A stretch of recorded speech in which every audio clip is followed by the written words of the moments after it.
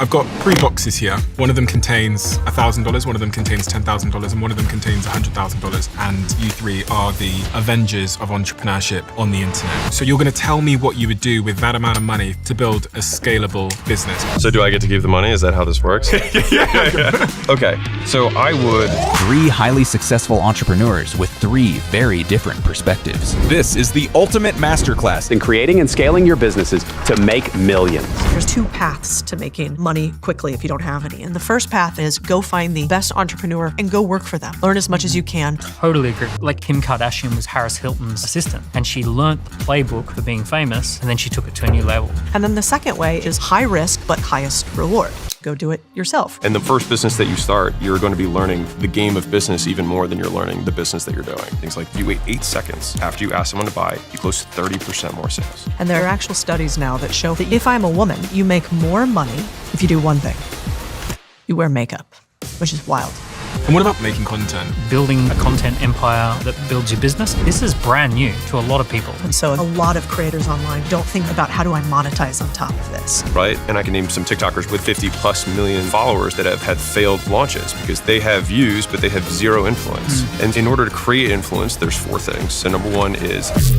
Okay, so let's go on to simple, actionable frameworks. So I have a framework in order to raise money. I have a framework for pitching. And I have one that can increase sales by 20 to 40%. And then if you want to know if your business is going to make you money or not, we use the moat strategy. And there's a lot more. So let's go through all of this. I see messages all the time in the comment section that some of you didn't realize you didn't subscribe. So if you could do me a favor and double check if you're a subscriber to this channel, that would be tremendously appreciated. It's the simple, it's the free thing that anybody that watches this show frequently can do to help us here to keep everything going in this show in the trajectory it's on. So please do double check if you subscribed. And thank you so much, because in a strange way, you're part of our history and you're on this journey with us. And I appreciate you for that. So yeah, thank you. Daniel, Codie, Alex, I feel like I have waited a long time to have this conversation with you 3 because in my mind, you 3 are the Avengers of entrepreneurship on the internet. And for very different reasons, you do very different things, you have very different perspectives, you run very different businesses, but that is why I've been so looking forward to this conversation. Before we get into some of the technical stuff and really specific topics, I wanted to start with a more broad question. You're all entrepreneurs, you all speak to and educate millions of entrepreneurs on your own channels in your own rights. And the question I wanted to start with is, from a psychology perspective and a mindset perspective, what does it take to be an entrepreneur? And can anyone listening to this right now become an entrepreneur, a successful entrepreneur? I'm going to throw that question across the table straight away to Alex. So starting with the second question first, can anyone become an entrepreneur? At the basic level, if a kid can go around a neighborhood and say, hey, I will mow your lawn, or I'll rake your leaves, or I'll babysit your kid in exchange for money, fundamentally it's entrepreneurship if we're just taking it at the most basic level. And so what prevents someone from doing that? Basically, if you can get a job, then you can be a self-employed entrepreneur. And so I would say that is like my baseline number 1. From a behaviors perspective, then you get into, okay, I want to learn about the game of entrepreneurship. And then there, it's basically a lifelong journey of how much leverage can I apply to this at all pieces of the business. Because even going around knocking on a door and saying, hey, can I be a babysitter? You have all levels of business, all functions of the business still exist there. They're just done a lot of times simultaneously and at very low leverage. So you have some level of advertising. You went up, you knocked on a door. You have some sort of presentation that you give in exchange for money, and they agree. Okay, great. We have a selling, component to it. Then we have some sort of delivery that's going to happen, which is like I might show up with my human body and then take care of this other human body and make sure they don't die, right? And probably have a couple other things that I might clean the house while I'm here as a little value add. And then fundamentally, it's like that's a complete cycle of exchange. And then maybe they leave a review because you start to have a website, but that starts to create leverage, and then you expand from there. But I think fundamentally, at the most basic level, that is entrepreneurship, and then everything else is just more. Codie. You can be an entrepreneur if you're willing to tolerate pain. I think being an entrepreneur is largely a byproduct of 3 things. 1 being how much pain can you tolerate, 2 being how consistently, and 3 being can you take the consistent pain that you have and find a way to decrease it, which just means can you learn from the things that you've gone through as an entrepreneur. By and large, it is a hard path because at the end of the day, you can't blame anybody else, and there's a scoreboard constantly behind you. And so, if you have a job, it could be the boss, it could be the other decisions, it could be somebody else's fault. But if you are the entrepreneur in charge, there's nobody else. And the thing that I love about entrepreneurship, and I think all entrepreneurs love, is you either win or you lose. In a lot of ways, it's a zero-sum game. And it's measured predominantly by, do I grow my profits and revenue in the way that we set up the system today? So yes, I think anybody who is willing to tolerate pain can become an entrepreneur. And I think it's actually okay to have pain in your life, and you should seek it a little bit. It's the same thing as the gym. We don't go in there and think it's going to feel great to have a workout and have our muscles literally rip apart in order to rebuild. And yet that's what it takes in order to get more fit. And so I think part of the game of entrepreneurship is just like, can we increase pain tolerance over time consistently? And once you do that, then the things that used to be hard today, you'll look back on and you'll sort of chuckle because they will not be hard any longer. So there's various types of pain in my life that I'm not willing to tolerate. And there's other types of pain that I've like volunteered to choose over long periods of time. So I'm trying to understand, and this is just like a question to all of you, we'll get into Daniel straight after, is how do I know what pain is worth tolerating and over a long period of time? Because some pain is not good pain. Some pain is not worth it. How do I know what pain is worth it? Well, I think that's what comes into that third level of, you have to be able to be on a journey to decrease the pain, which is learn. Like, that's what learning means. Like, you try something, you touch the stove once, you realize that the stove burns you when you touch it, you don't do it again. If you continue to touch the stove continuously over time, then you haven't really learned. But, I mean, there's lots of different types of pain. There's acute pain, which is like you feel it in this moment really, really deeply and intensely. And that in entrepreneurship often is things like, I've completely run out of money. Nobody is going to fix this problem. I'm the last one on the line.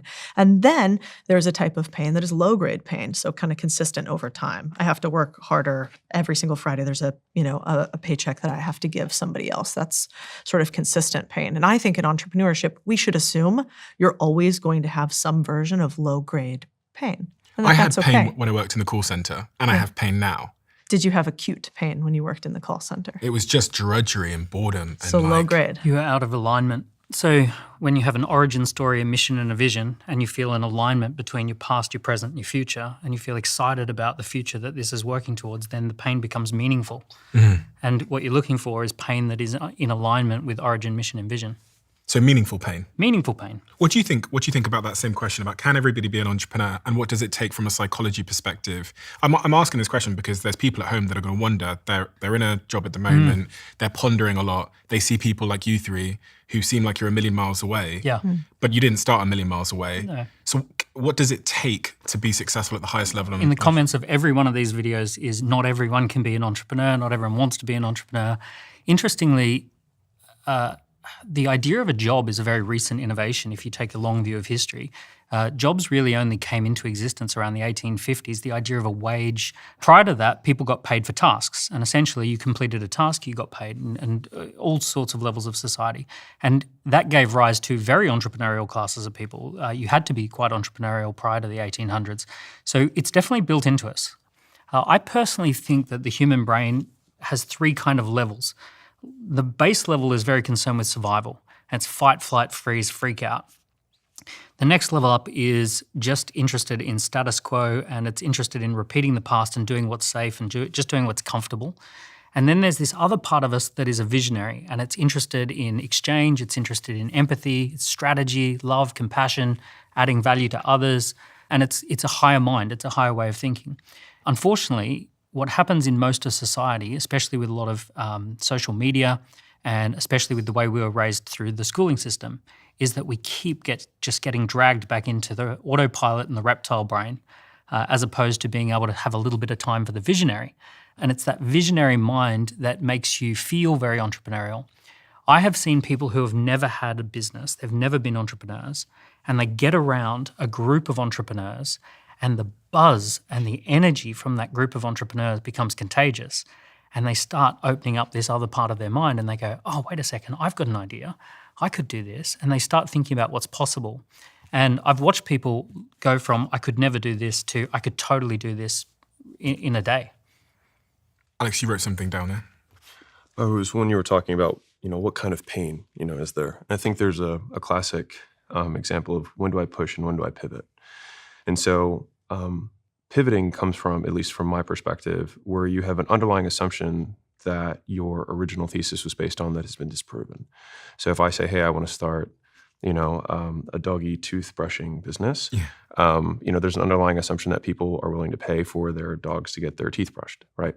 And within the context of like, I have presented this in a way that followed the normal persuasive, texts of, this is the benefit, these are the prices that I would need to charge in order to make a profit, et cetera.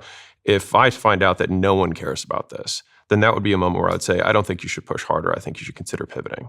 The pushing scenarios is typically when your underlying thesis is still true. You have not invalidated that.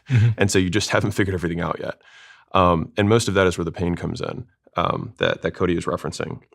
Now, I think the third door where it gets really tricky is that there's opportunity cost. And I think this is where most entrepreneurs get trapped. And in some ways, rightfully so, because, it's very, very hard to build a successful restaurant that's local. And if you want to be a trillionaire, it's probably not the way to do it.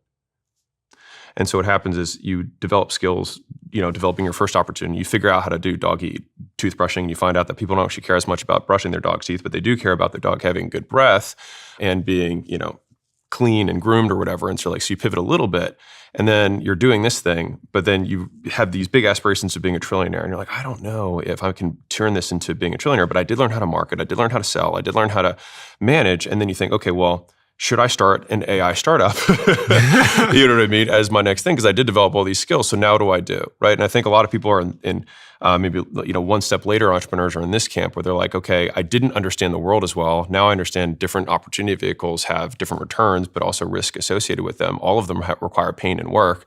And so if pain is basically, I can only interpret pain as 1 to 10, and 10 out of 10 restaurant days will still suck as much as 10 out of 10 AI software days, but this one has a $1 billion payout and this one has a $2 million payout. Well, if I'm going to suffer either way, I might as well do the thing that gets me the best return, which is good entrepreneurial thinking. But then so is focus, and so is longevity. And so then what do you do? Right. And so, I just thought about that from a pain perspective, because you have a lot of times the pain happens from insufficient volume. Like you think that this business isn't working, but it's usually because you're not working enough. And when I say that, I mean doing enough in it. So it's like, hey, I knocked on 20 doors and no one wants this. It's like, well, obviously with 20 doors, you'll have no fucking idea if somebody wants it or not. It's like knock on 2,000, you'll probably get a better idea. And so, but most people have never had rejection before. And so they think 20 is a sufficient amount. Or hey, there's no good engineers in insert city.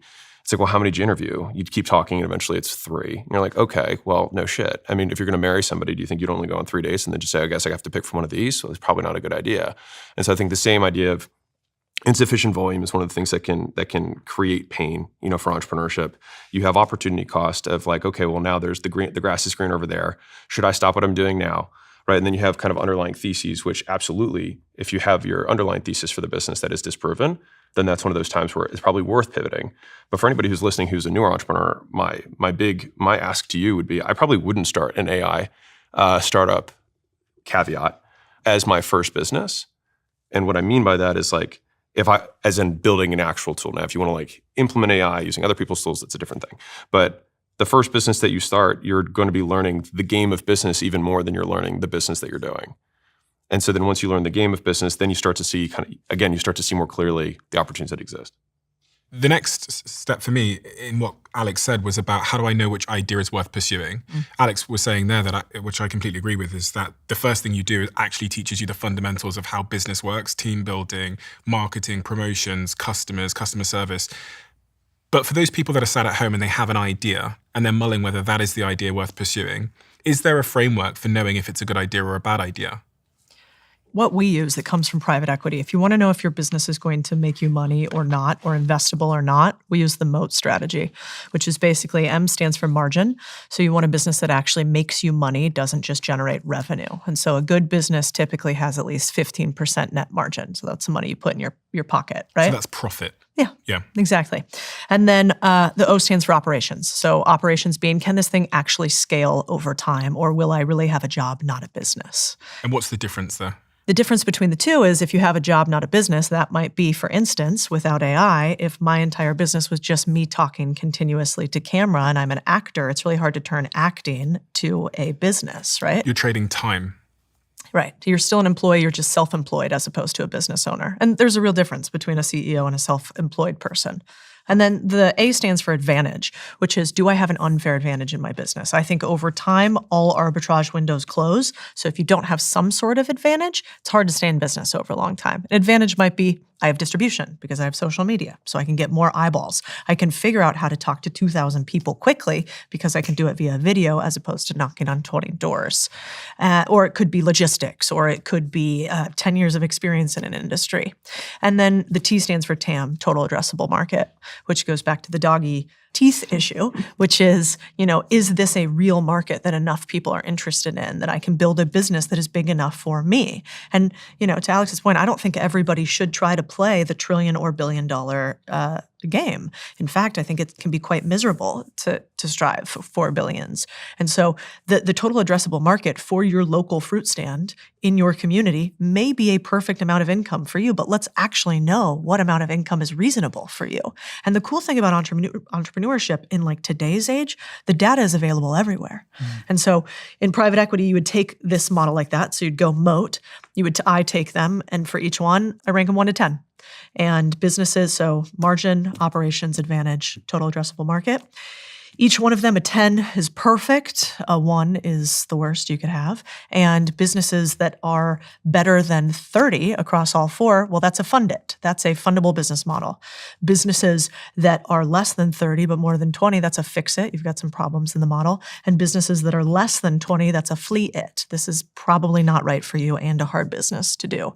I think it's not just the people who are looking for a new opportunity or people who don't currently have a business. I personally think at the moment, every single person on the planet who has a business should assume that their business is on borrowed time, because AI is going to disrupt everything. And in that disruption, everyone has the opportunity to rethink whether they want a different opportunity or whether they want to pivot. It's the perfect time. I look at simple things when I'm thinking about, is it a good opportunity? I think every good business is built upon somebody's case study. So when I look at not just businesses as a thing on their own, I think businesses as a thing on their own have to be taken in consideration with who's the entrepreneur. So something that's a great opportunity for Codie may be just a disaster for me, and likewise. So I'm looking at the background of the entrepreneur. Do you have a case study to leverage? Do you have knowledge? Do you have a network? Do you have resources? Have you got a reputation in something? Because those are the things that we can then leverage. And then I'm just going to have a look at 3 little things. I'm going to say, this idea that you've got going forward, does this address someone's pain, right? Is there some sort of problem that this solves, and we could measure that, right? Because people pay to move a metric. They love to move some sort of a number. So is there a pain that we can measure, and can I take people out of that pain based on my story? The next thing is, does that type of person who I'm going to solve that for, do they have money to spend? Because ultimately, 60% of all the money is in the top 10%. So the top 10% have about 60% of the available disposable income. So groups that tend to have money is business owners, executives, people who've got accumulated wealth. So you're looking at like some sort of indication that you're selling to a group of people who have money. Underneath that top 10%, Amazon's already got them, McDonald's has already got them. That's a saturated part of the market. You were looking for that top 10% who've got disposable income. And then the final part is passion. Like, are you passionate about this? And my definition of passion is a willingness to suffer. So it's not, do you get joy from it? Not, are you super happy from it? It's, are you willing to suffer for this? Are you willing to have delayed gratification? Would an objective third party who looks at your behavior, who looks at the way that you show up in the world, would they agree that you seem to be willing to push through difficult times in order to have this? So those are some of the conversations I'd have with anyone, and not just people who are starting out, people who have already got a $100 million business. It's like the adult marshmallow test, basically. Yeah, I think Codie had a great framework in terms of thinking about this from an investing perspective for the people who are considering starting their first business. I like the pain, passion, profession angle of like, typically it'll be something that comes from a personal pain that you overcame, whether it's you had an eating disorder, or you have kids who have allergies and you figured out how to pack lunches, or you figured out how to store stuff for twice as long because of some unique thing that you retrofitted a cooler with, whatever. Some passion, which is just like a hobby that's that's you're deeply interested in, or it's a profession, so something that you already currently do. Like in a way, this is, I think, one of the easiest self-entrepreneur, self-employment path is just going from employed to self-employed, doing the same thing that somebody already pays you for. So like you don't need to worry about like market risk of like, I wonder if accounting is still going to be desired by other people. Like right now, because everyone's so interconnected, like remote work and being able to be fractional, like many people can start kind of mini consulting businesses doing, because a lot of businesses and entrepreneurs are very bad at allocating resources. And so they have a lot of, quote, full-time employees that are working 20% of their effort and still keeping their paycheck. And at the end of the day, like they do enough to keep their job, but not so much that they are nearly at their full discretionary effort. And so all of a sudden you think, okay, well, I could probably do the same work for half the price and the entrepreneur be willing to pay it. But I could do that same work for half the price for 5 times the people and make 3 times as much and do it on my own time. And so that becomes, I think, a great like foray into entrepreneurship. Now, what do you have to learn there? It's like, well, you already have delivery down because you already do the job. You just have to learn how to promote. It's just like, how do you reach out to people and ask them if they want what you have and then get them to trade you money for it? That like at least takes half of it out of the equation. And almost all 3 of those, pain, passion, profession, you already have kind of the back end. Like you have the pain, you figured out the thing. The passion, you've already spent all this time loving this thing, so you've already done a lot of the work and research. And so really you just need to learn the front end, which is like, how do I promote and how do I sell, right? How to get someone to give me money for it. And then in terms of how much money you make, I think Jane had a great perspective of like, sell to the rich. Like they're the ones who have the money. And if you sell to rich people, you get to sell at rich people prices, which is more fun. And so, I mean, I'll give you a simple example.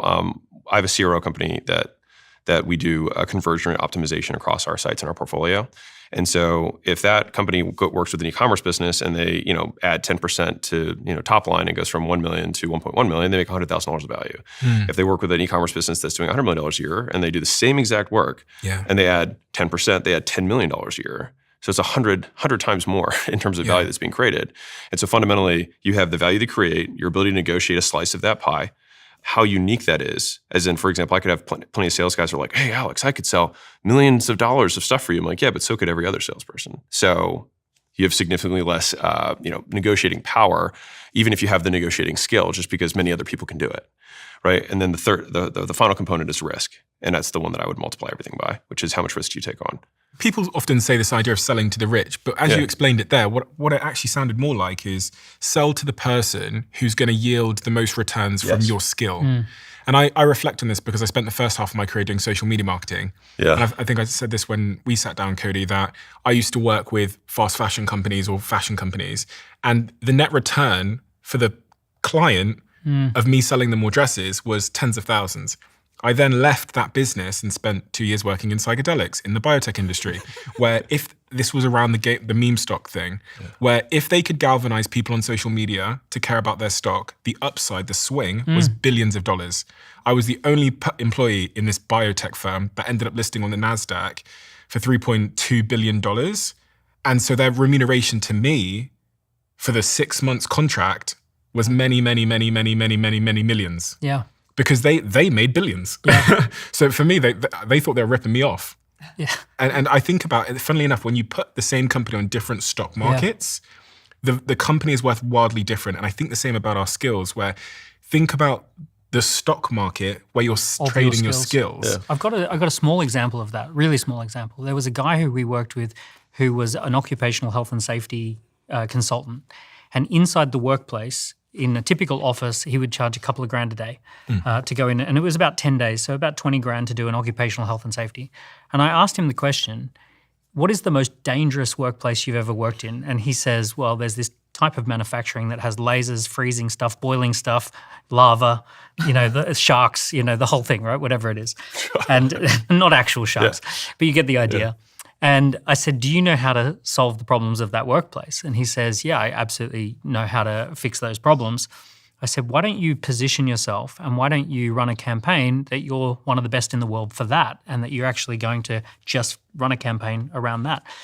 Within a year, his day rate had gone to 20,000 a day from 2,000 a day, and a typical engagement had gone up to 400 grand, mainly because he went from, the same skill set, but he applied it to a much, more valuable environment. Podcasting is somewhat similar, because if I podcast in the UK, the amount of money I get per view from YouTube is half, versus if I do the same activity the same amount of effort, the same amount of hours in the United States, the platforms pay me double for the same amount of views.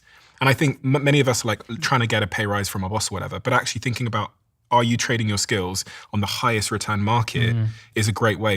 I used to hire writers at my old company, and those writers would be paid, $30,000, $40,000, $50,000, whatever it was in the UK. When I was working in biotech and we were looking for someone that could write about biotech, it was $250,000 in the salary. It was 5 times more for the same fundamental skill of writing. I think that a lot of times when you're starting out as a brand new entrepreneur, it's scarier to sell to rich people. You're like, I don't know rich people. I'm not a rich person. I'm going to sell to my friends. That is very normal. That's the people that you have the closest proximity to. But the problem is that means you have to play the volume game. And the volume game is actually really hard. It's hard to get a lot of people to buy your thing. Incredibly difficult. It's actually much easier to get a few rich people to buy your thing. And so, we had this home inspection company, and I didn't know it at the time, but he was telling me they were having like major cash issues in their business. And I could kind of tell, because when an entrepreneur is under stress, like you can sort of see it, it's a visual thing too. And he was about 45 days away from running out of cash. And when I was sitting down and talking to him, I was trying to understand his business. Home inspection has been around forever. It's a normalized business. This business works, it functions, it has good margins, it's a roll up for private equity. The business model is not the issue. So what was the issue? The issue was their client and their pricing. So he was trying to be the home inspector for everyone at a lower price point. And what does that mean? It means it was actually really hard for him to advertise because he wasn't niching down. He was competing with all of the major players. And he had very little margin because he was competing for people who couldn't afford very much in their home inspection costs. We made one change, which is we just said in front of his business name and in all of his ads, luxury home inspections instead of just San Diego home inspections or whatever city he was in previously. And that one change increased his margins by 45%, and they saved his business. He didn't do more volume. He didn't hire more people. He didn't get smarter. He didn't get better. He just sold to rich people instead. And because that increased the surface area that he was covering, so each house was like, thousands of dollars instead of a couple $100 to inspect, his business was saved forever. And so I think protecting your profit is so crucial when you start a business, and nobody tells you that because it feels safer to sell things cheaply to people who don't have very much money. But there's that old adage, which is, try to work with a $50 client and they will say, I need everything under the sun for this $50 I'm going to give you. And then go to a $50,000 client and they'll say, wire sent.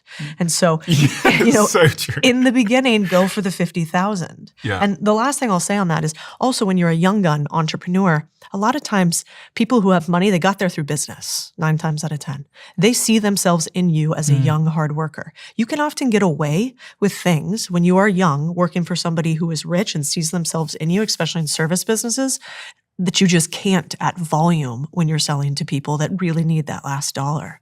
And so I think that's why most businesses go service-based business. You trade your time for money in some sort of way. Then you productize the service. So now you make the service so other people can run it too. And then finally, you turn it into technology, software as a service.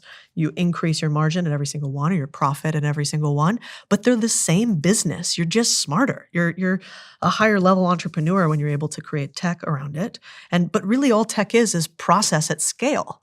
And so it sounds scary when you're just starting out, but it's really just the difference between 10 years in entrepreneurship and learning and not. I think when you're starting out, a lot of times you sell out of your own wallet. To Codie's point, so it's like you have no dollars in your wallet, so you assume everyone else has no dollars in their wallets either, and you're so afraid of getting rejection that you continue to lower the price until you hear people say yes. But just as like a benchmark for people who are starting out is that like usually you're appropriately priced when 7 out of 10 people are saying no. That's like about the appropriate price. So if you have if I see a business and they're doing 80% close rates, as in like 80% of the people they talk to say yes, they usually have a double or triple in pricing just sitting there. If they're at like 60% close rates, they usually have a 1.5 to 2x price increase that's sitting there. If they're at 40 to 50, they've got a 50% price raise in there. And if they're right at that 30-ish, 35%, then they're usually appropriately priced. And if they're at 20, they just need to learn how to sell better. But but fundamentally I say this because usually, in the beginning of entrepreneurship, you're so afraid of hearing no. But the reality of it is that you need to be hearing no more than you hear yes to know that you're being appropriately priced. Because I way back in the day, I had a gym and I had I can't remember how many members it was, but I said, that's it. And I decided to triple my prices, which is a pretty big move when you have a recurring membership base. And so I gave everyone a trial of the new level of service I wanted to give. I wanted to go from large group to semi-private.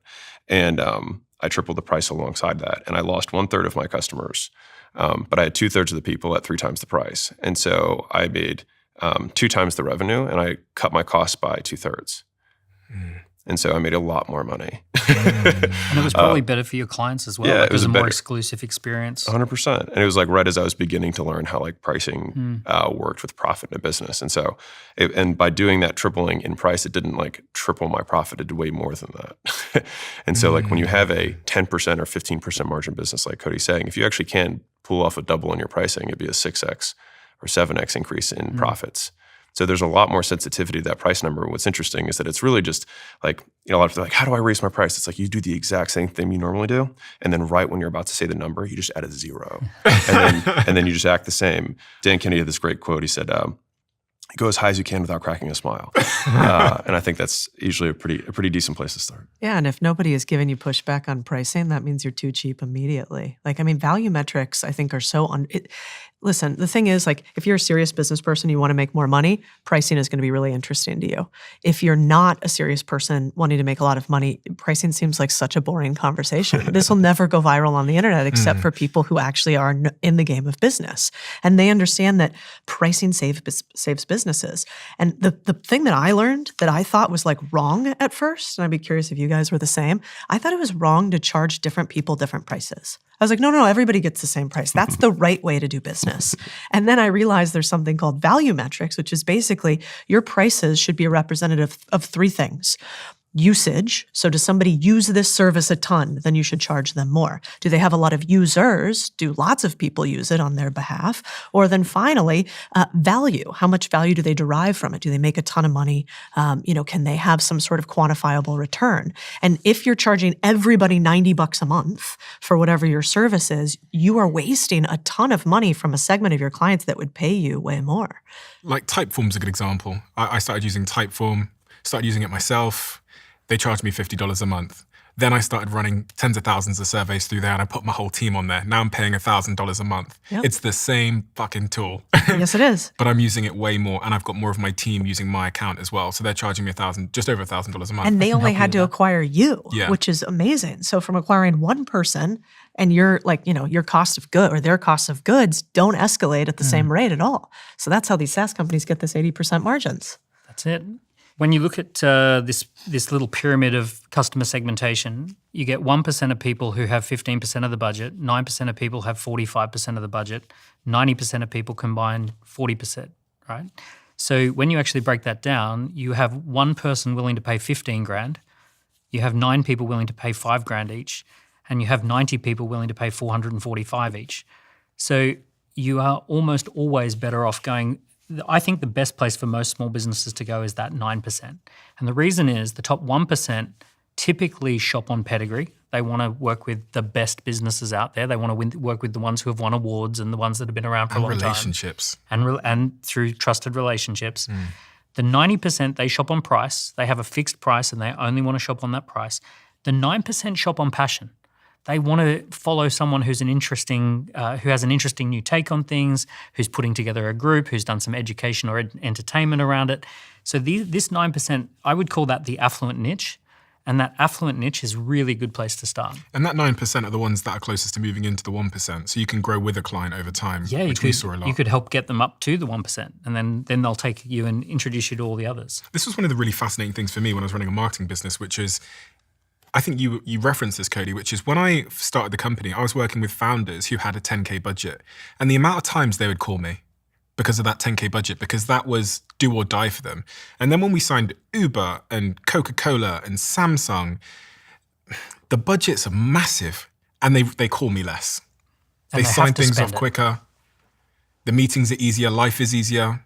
And that's just one of these sort of interesting phenomenons with client services, I guess, and service businesses generally, is the bigger the budget, it requires the same or less units of effort to keep them happy than someone whose life is on the line because it's their $5,000 out of their own pocket.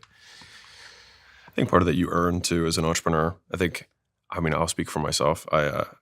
you start out selling way too cheap because you also need the money. Because as much as it's like it's very comfortable for me to say like, yeah, you need to add a 0 to your price tag. If I don't get paid for the rest of my life, it doesn't matter. And so I have a lot of leverage and people can feel that. That's really interesting. Right. Whereas, I mean, this is also like, if you behave as if, right? If I behave as if I have a significant amount of money, then I tend to attract people who are going, or basically somebody else who also has a lot of money will recognize that behavior and say, okay, this guy's a player. And so then they'll be more willing to do business with me. Now it's tougher when you don't have that and you present that way, right? Which is, so I think that a lot of this kind of does become earned because like either you're faking it, which is not my recommendation, or you just do a decent amount of volume and you realize you're like, you know what, I can't charge $99 a month for this. It doesn't make sense for me. And then you have a different level of confidence going into this where you just look at something, you're like, I just can't do it for that price. That's the word confidence, isn't it? Yeah, well, that's how I define it. Yeah. And how does one build that confidence or portray that confidence when really they don't believe it themselves? You outwork yourself out, right? You do so much volume that you get bored of it. Like when you can basically train out your affective response or your emotional response to a given activity, then at that point I would say like you are ready.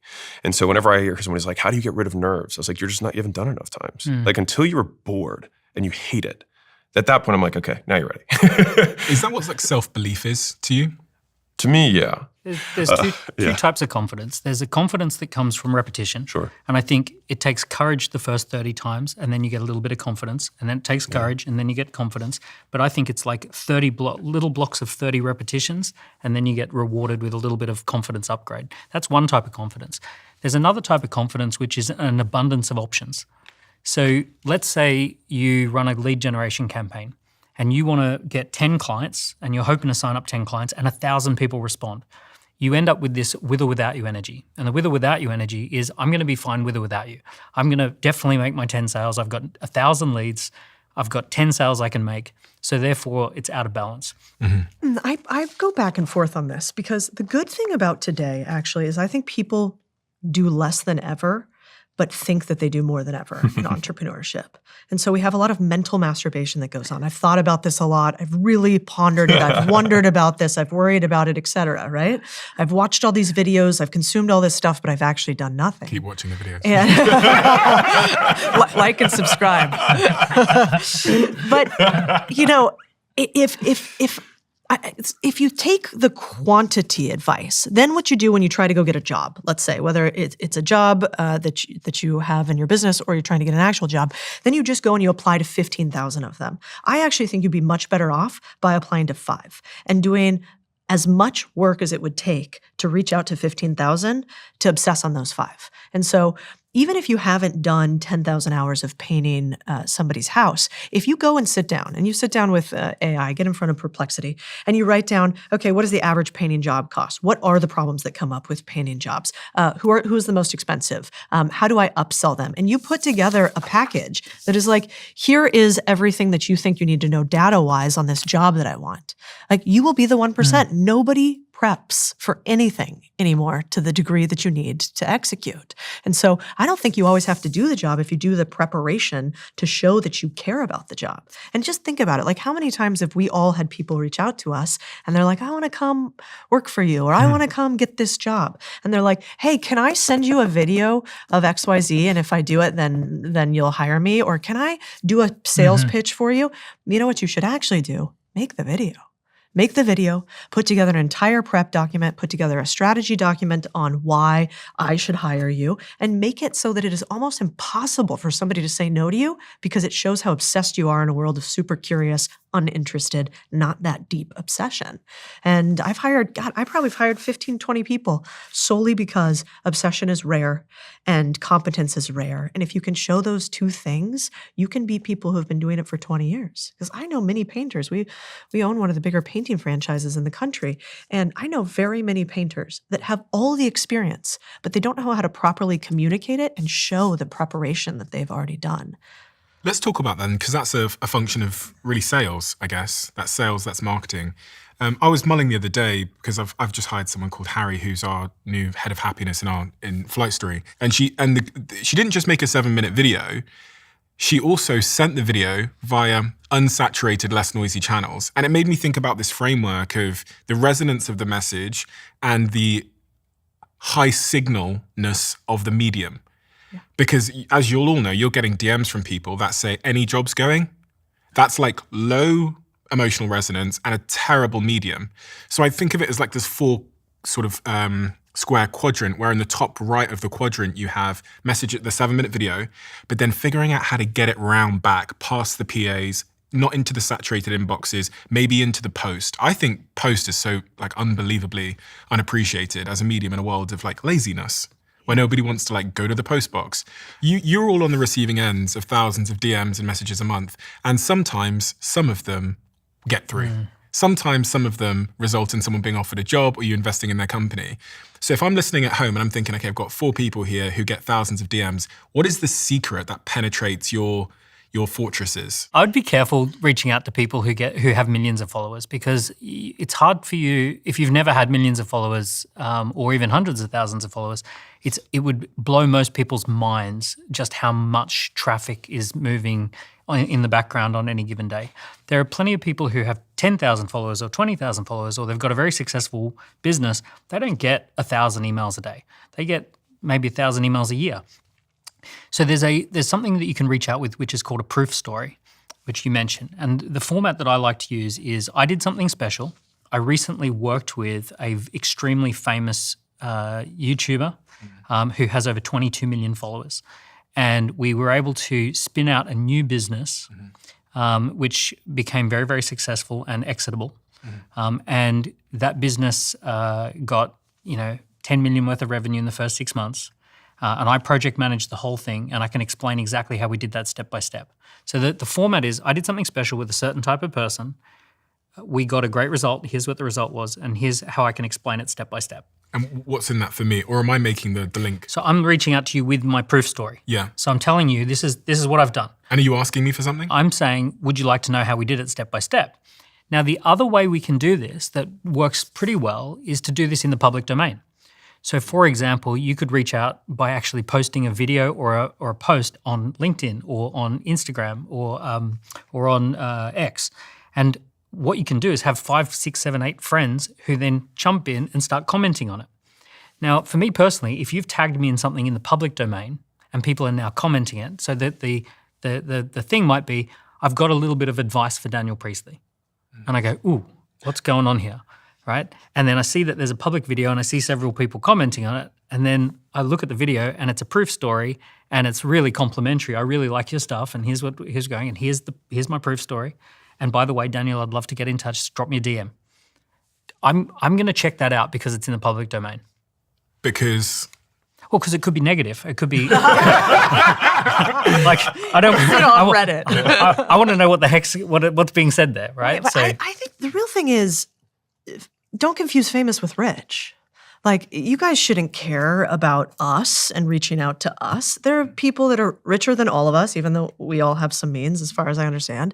There are people that are way richer than us, that nobody knows, that nobody's reaching out to, that want to give you their money. And so I think a lot of people spend time focusing on fame as opposed to rich. And when you're young, who cares? Like, you can't eat fame. Fame is not lasting. We will all be totally irrelevant, probably sooner than we even want to. Just speak for yourself, Codie. Like and subscribe. Alex will be remembered in 500 years. Yeah. So like, for young people, I do think sometimes because we get DMs, we think that it's important. But if you're watching this, you should really be obsessed with just making money. And then you can be sitting at a table like this and not worry about, slipping into our DMs. I mean, the richest guy that you know probably started a sprinkler head company, lives down your street in a big house. And if you went and knocked on his door and asked him how he made it, and if you could do a service for him, he would probably let you.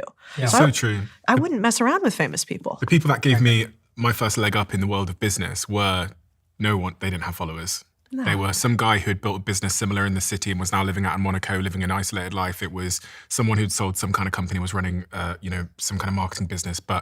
And they were at that level. They were probably at the $50 million level in terms of net worth. And they were delighted to have an email from me tickling their ego. Of course, and saying they see I was themselves reading in their you. blog, etc. Yeah. It's very exhausting to do the very deep level of work that you do in order to get a high level client and then have no response, right? That can be really extinguishing from a behavior perspective.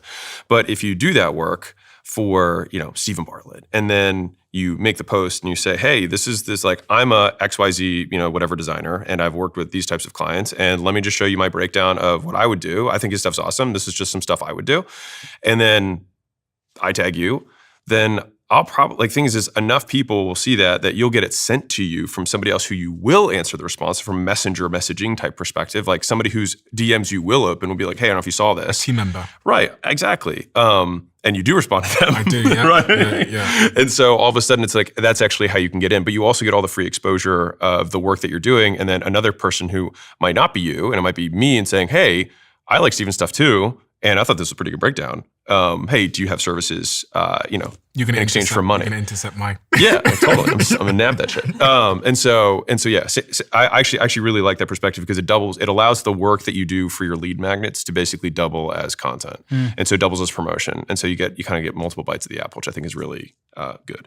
And I think if you do it, though, be sure you're good. Because, the truth of this happens all the time with you and I. Yeah. I mean, we go back and forth because people will say online, like, I built everything that Alex Hormozi owns. Can I come work for you, Codie? Oh, yeah. Yeah, I receive those emails too. I built Alex Hormozi, so he'll have this. He has the same people. I built everything Codie has. And then, kind of funnily, I'll be like, God, I don't remember that person ever working for me. Like, did this actually happen? And so I do think this is just a little, listen, you got to hustle when you're young. You got to do things you're going to cringe about later. I am so on board for all of that. But also remember that the world is small, especially with people I just online. want to pause on that because I think this is an important point, is all the people that have had the biggest net impact on my success, my career, in my team, they don't seem to have time to be telling the world that they did everything. Yeah. I mean, Jack is a good example. Jack was here from episode 1 of the podcast. But Jack, in my view, is doing the least personal branding, milking the cow. And he's, in my view, arguably the most responsible for all of this stuff. And there's almost this inverse correlation between someone that works for you for 3 months and then builds a personal brand off the back of that and is on stage claiming, the success versus the people in the trenches. In a circle, yeah. It's a bit of a side point, but one of the things people are so fascinated by is this idea of passive income. And I think they're fascinated by it because it's a promise of big returns for no work. And you talk about offers a lot. That's like the perfect offer. Yeah. What's your thoughts on passive income, Alex? And is it something we should be aspiring for?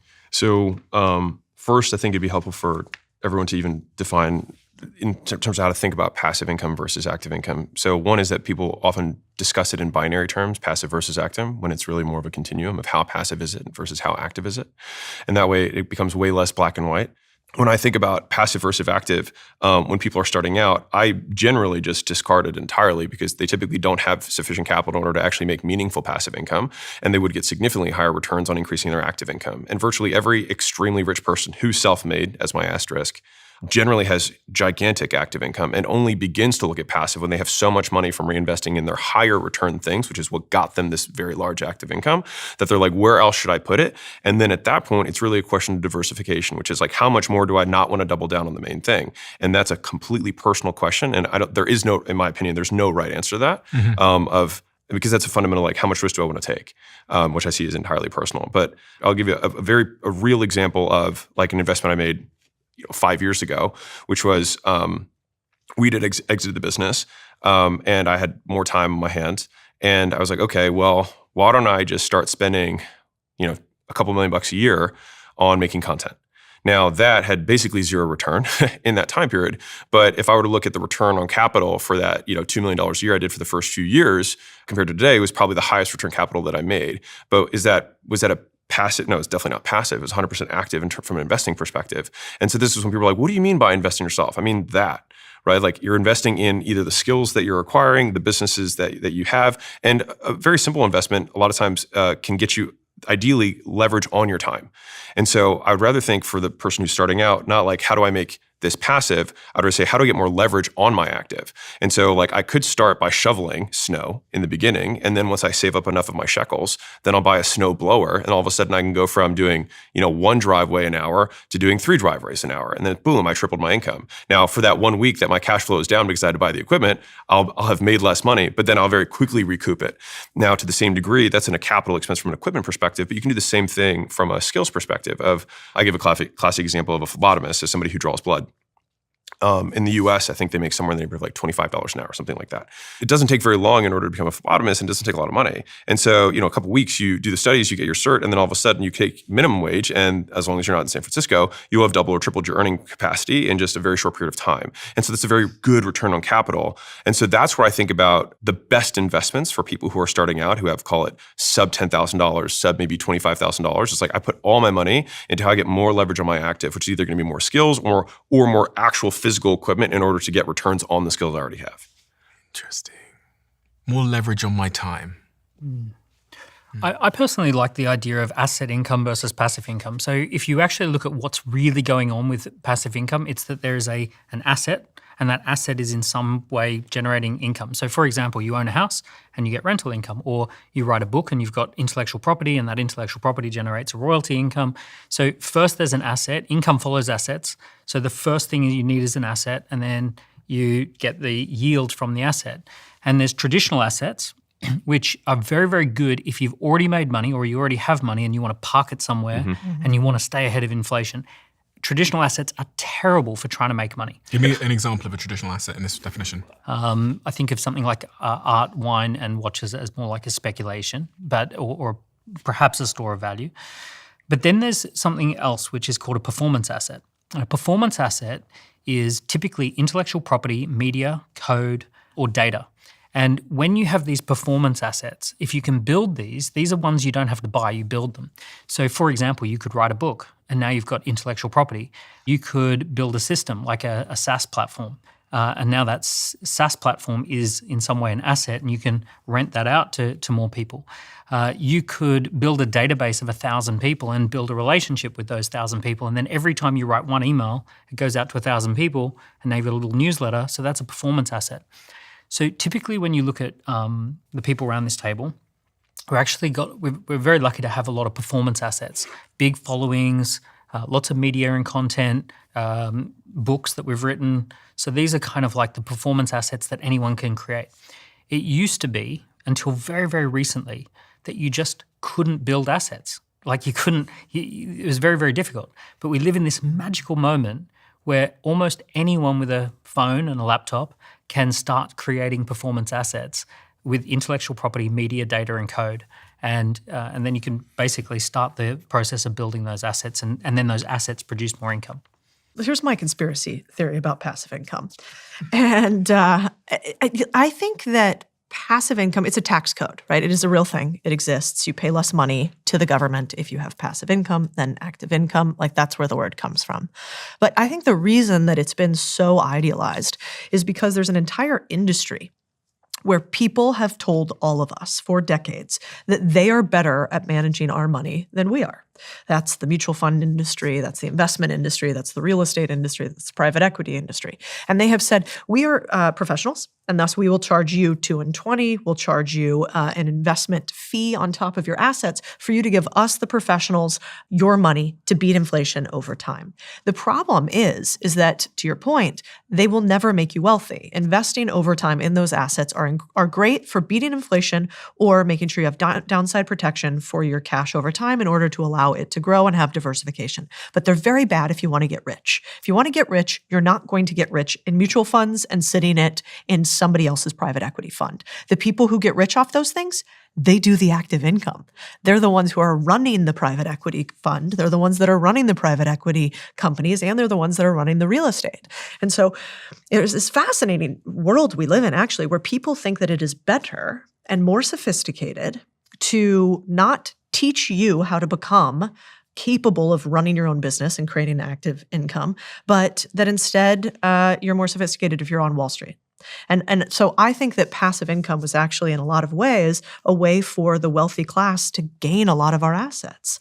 But people click it. And this is why there's a generation of younger people as well that are obsessed with trying to figure out how to make passive income. It's clickbait, isn't it?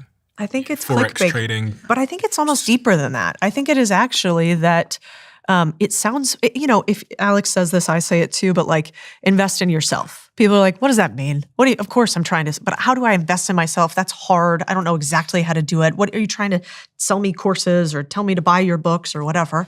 And that's the reaction. But the truth of the matter is that you will never be able to have the return on investment in somebody else's asset that you will in yourself. You just won't. Okay, so let's go on to that then, investing in yourself.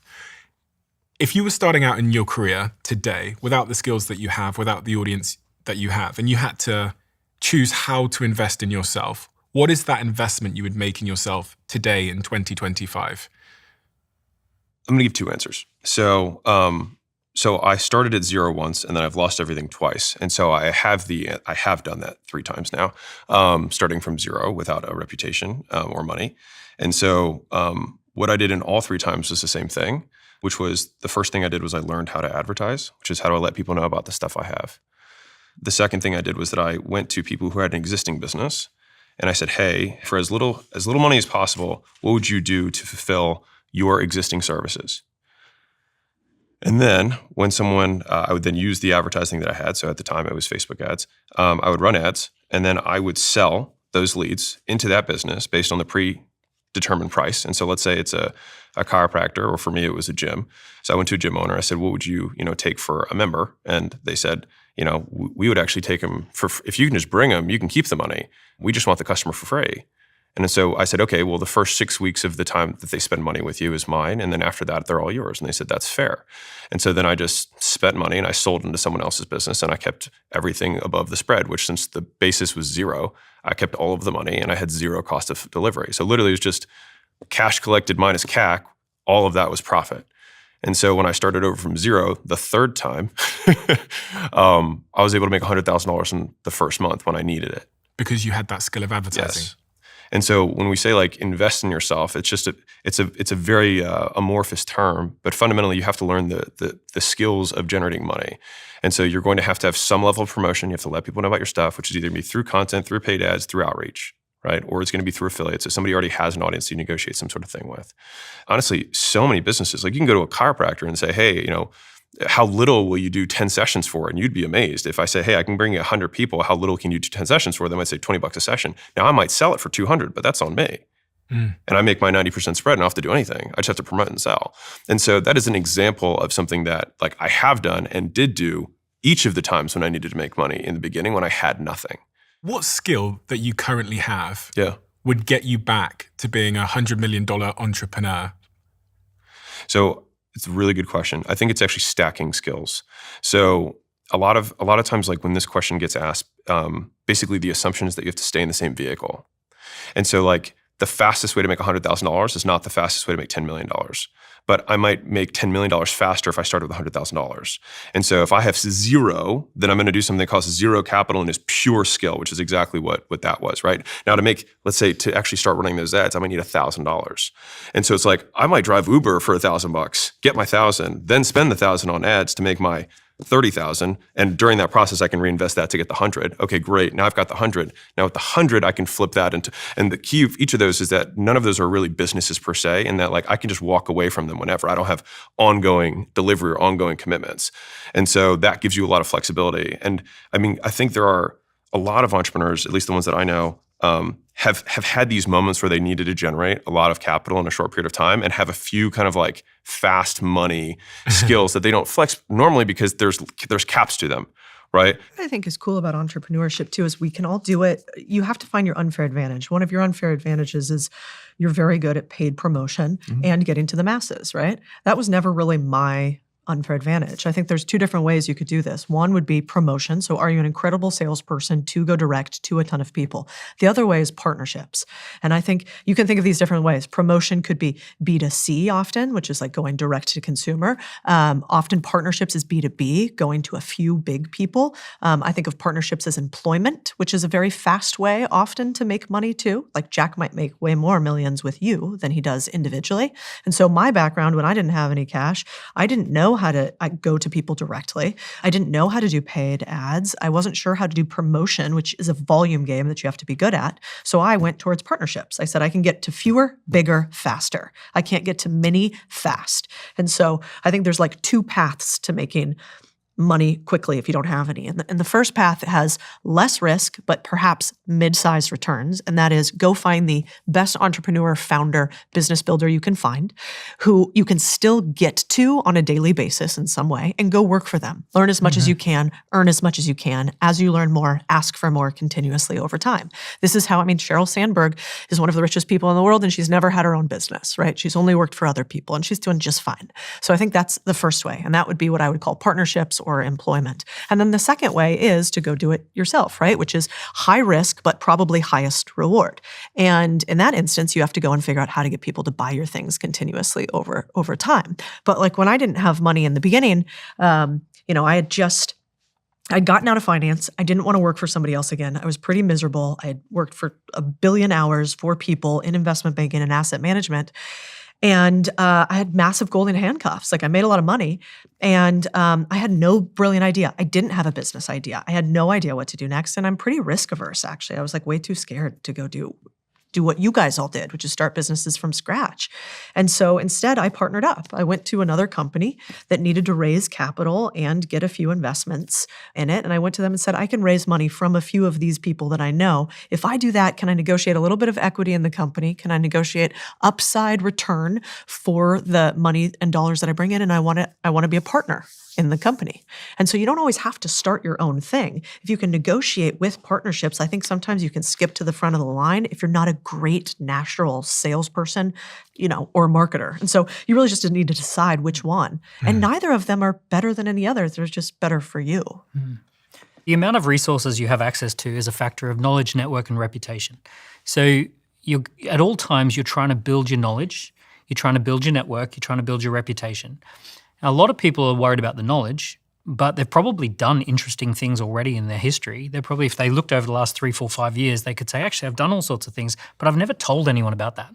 Right? I've never actually I've never posted on LinkedIn, I've never posted an update telling people what I've done. So therefore, I've actually got things that could build a reputation, but I've never leveraged that reputation. If you're a young person especially, network is actually, you've got a superpower with network. And I'll tell you why. Because if you go to a private bank that normally banks people with 3 million, but you say, I want to be an entrepreneur, I want to come to some of your entrepreneur events that you host, they'll bring you along because you're an ambitious young person. If you go to a large accounting firm and say, do you ever host big events? Could I attend some? Can I jump on a newsletter that lets people know about the events? They'll invite you along. And I'm talking about like Ernst & Young and KPMG. Every single week they've got some thing that they're doing in their offices. They've got experts, they've got rich people, they've got all that sort of stuff happening there. And they'll invite you along. So you've got this ability to build your network. You've got this ability to leverage your reputation. I actually don't think that you can make good decisions about the knowledge on your own. I think you need someone who's at the higher level to tell you this is the skills you should go for. These are the things you should do. So for example, at the time that Alex did ads, it was a great time for doing ads. Mm-hmm. But now fast forward to today, it's probably better to study AI and to bring that to the table. So sometimes those things change. So let's say you figure out what is your reputation, what can you talk about when you're in front of people. You go networking, you go to a few of these events, you outreach, you get yourself in front of some people, and you actually ask the question, what kind of skills do I need? What sort of, I need to build my skills, I need to build my knowledge. What do you think would be a valuable thing to do? Because people who are at that next level up, they're noticing what they need, they're noticing what's hot, what's not. So they're going to be able to teach you or guide you. And to Codie's point, you want to have a mentor in your life. You want to have someone who's been there, done it. You want to partner with a bigger organization and get some of those.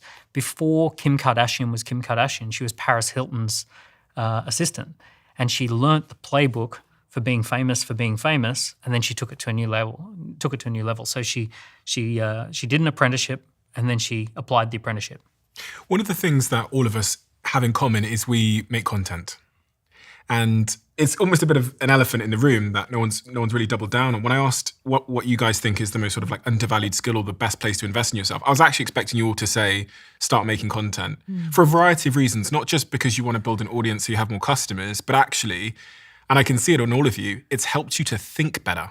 It's helped you to communicate better. It's helped you to sell better. When you get that chance to sit down with that investor or that rich person, you said earlier that if I'd sat old Alex here, one of the big differences is this one's much more focused, concise, articulate.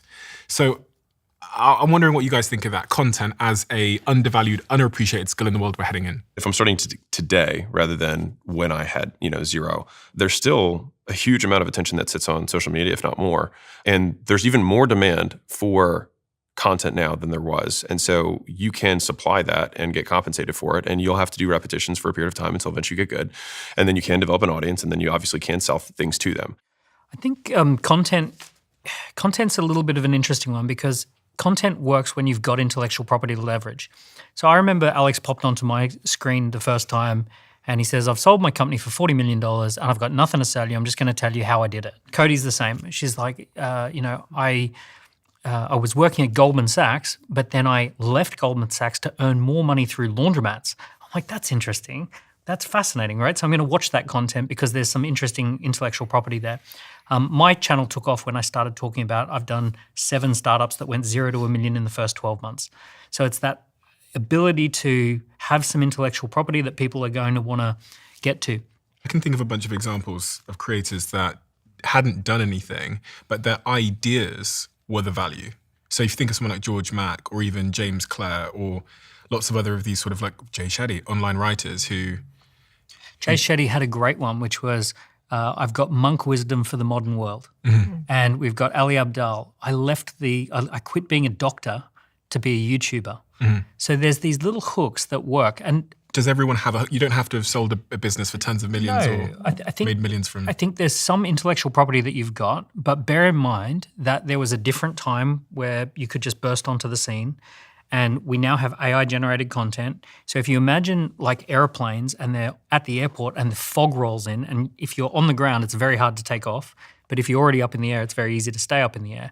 And it's kind of like the AI content that's coming in is that fog, right? There's just going to be thousands of AI-generated content pieces just flooding onto everyone's feed. And if you don't have a really good hook, you're just not going to drown out that noise. You guys must all be thinking about this. I have so much. All right. So one thing I think everyone has to decide on if they're going to start making content is, am I an entertainer or am I an educator, right off the bat? And so I think AI content for sure will have tremendous leverage on entertainment, more so than education. Because the big underlying thing that Daniel's hitting at is that you have to have proof, right? Like an AI avatar cannot come in and say, I sold my company for free. They can't. They didn't do anything because they don't exist in the real world, which is why, in my opinion, like the absolute foolproof method for making educational content is do epic shit and then talk about the epic shit you did. Period. And so like I'm in LA. So yesterday we also we had the School Games winners come out with School's platform that hosts online communities, and the winner of the last School Games, so 90 days, he got to like 300 and something thousand a month from a YouTube channel that he started 16 months ago. So he started 16 months ago making videos about AI. Now, what was his interesting thing? So he was just always into AI, learned about the tools, and then he started helping small businesses for like $1,500, $2,500 a month, where he would just help them implement these automations that would save them money and time. And then people were like, well, how did you do that? And so he just basically would just explain each of the automations that he made for each of these businesses on his channel. And he made one video a day explaining one of the automations. And then he said, if you want, I have a group that's whatever, $300, $400 a month that shows you how to build the same automations. To your point about the education is like, you just need some proof. And it doesn't, like, you don't have to, like, the bigger the proof you have, the wider TAM you'll be able to reach, because more people will be, I'll just put the words impressed. If you just are in your 20s, and to be fair, you've just quit Goldman Sachs, it's like, that is enough of a thing that, because it's a 1% type deal, right? But you can 1% through achievement. But the other side that I think people widely underestimate is you can 1% through volume of work. So if I said, I read 200 books last year, let me show you the 200. They're all dog-eared. Let me tell you what I learned. Like, I'd be like, well, shoot. Because I think everybody wants a bargain on time, right? Like, I went on 100 speed dates. This is what I learned. It's like, well, I don't want to go on 100 dates, but like anyone can do that. So it's either 1% achievement or 1% effort. But this one you can do, and even if you have zero outcome, there's still stuff that you'll learn, and then that will people find interesting that you can build an audience around. And if you do that enough times, eventually you do achieve something that is interesting, and then that kind of becomes permanent. But at the end of the day, like proof always beats promise. I also think anybody can go viral online with one of two things. We've talked a lot about experience. So if you do have experience, if you built $1 billion in assets under management business, gone to Goldman, built 7 startups, that's incredible. That's not normal. That's totally fine. But that means that you could just have the everyday other E of starting the experience. I think we obsess on expertise. Expertise is the way to make content online and make millions. But what about just the experience? You could say, actually, I've done nothing. I'm a college dropout. I've fucked around a lot. I don't have much figured out, but over the next year, I'm going to try to make $1 million. And you can go just as viral, if not more. I mean, a good example would be like Ryan Trahan, who I love, who's in Austin, Texas too. And Ryan is just like, I'm trying stuff and this might fail and I have no idea and you guys can come along. The proof could actually be you just trying a thing and it not working one way or the other. And so I think the only problem with this type, which is experience as opposed to expertise, is that with expertise, you have attention and intention, AKA intent to buy. Whereas if you're just experiencing things, you might have attention, but what are you going to sell because you don't have like a value derived from it. Where's your intent? I mean, if you think about who are the biggest creators online?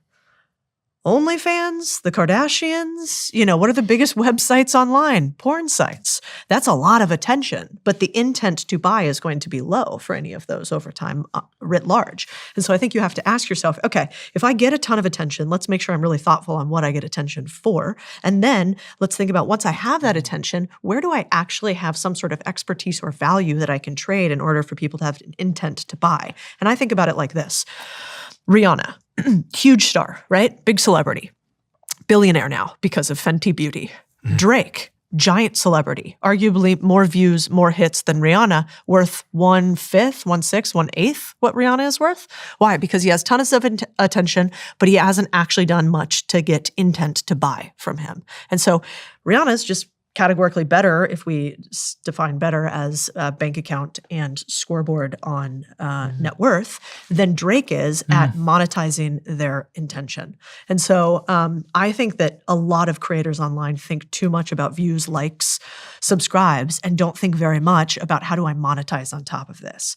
Because nobody stays relevant forever online. And so I think while you're in the spotlight, you do have to think about how you're going to convert that funnel in some way. It's a really great point. A lot of the people you see blowing up online, they do have a back end that monetizes it because, to your point, it costs money. I probably spend $40,000, $50,000 a month just on retainers of people who are working on that stuff. And Content. Yeah, content-related stuff. And, because I have businesses that can monetize that, then it's worth doing. But it's hard to compete with that if you don't have a back end. The other option is to work with someone who does have a business and they do have experience, they do have something to talk about, but they're busy and they need someone to project manage this. Because one thing that's happened is that to the traditional business owner, this personal brand thing and this building a content empire that builds your business, this is brand new to a lot of people. So there are plenty of people who've got a $50 million a year business and they're going, oh, should I show up online at all? Maybe I should. And they're just starting to tiptoe into the water and they've got a story, they've got a back-end business, they can monetize it, they can allocate budget to it. You could be the person who does that. And if you did do that, you would be one of the very special people in their life. I had a guy come to me a couple of years ago and said, Daniel, I just cannot believe you've written 5 books at the time, you've got 7 different companies, you've got all this stuff going on, and you've got a few thousand followers. And I've had a look online, you get like 10,000 views a month. And I'm like, yeah, but I'm busy, I'm running my businesses. And he came to me and said, I will project manage you into the millions per month. And he just literally picked this up, a guy called Martin, right? And he just said, I'm going to do this. I'm going to turn up at your house, do a day of filming every month. I'm going to edit it. I'm going to chop it all up. I'm going to do all this stuff. And I'll project manage the whole thing. Now, the two of us are very close now. We've got a good relationship. And he's now got an idea for an AI startup. And I'm going to back that. Every single one of you watching this right now has something to offer, whether it's knowledge or skills or experience, and that means you have value. Stan Store, the platform I co-own, who are one of the sponsors of this podcast, turns your knowledge into a business through one single click. You can sell digital products, coaching, communities, and you don't need any coding experience either, just the drive to start.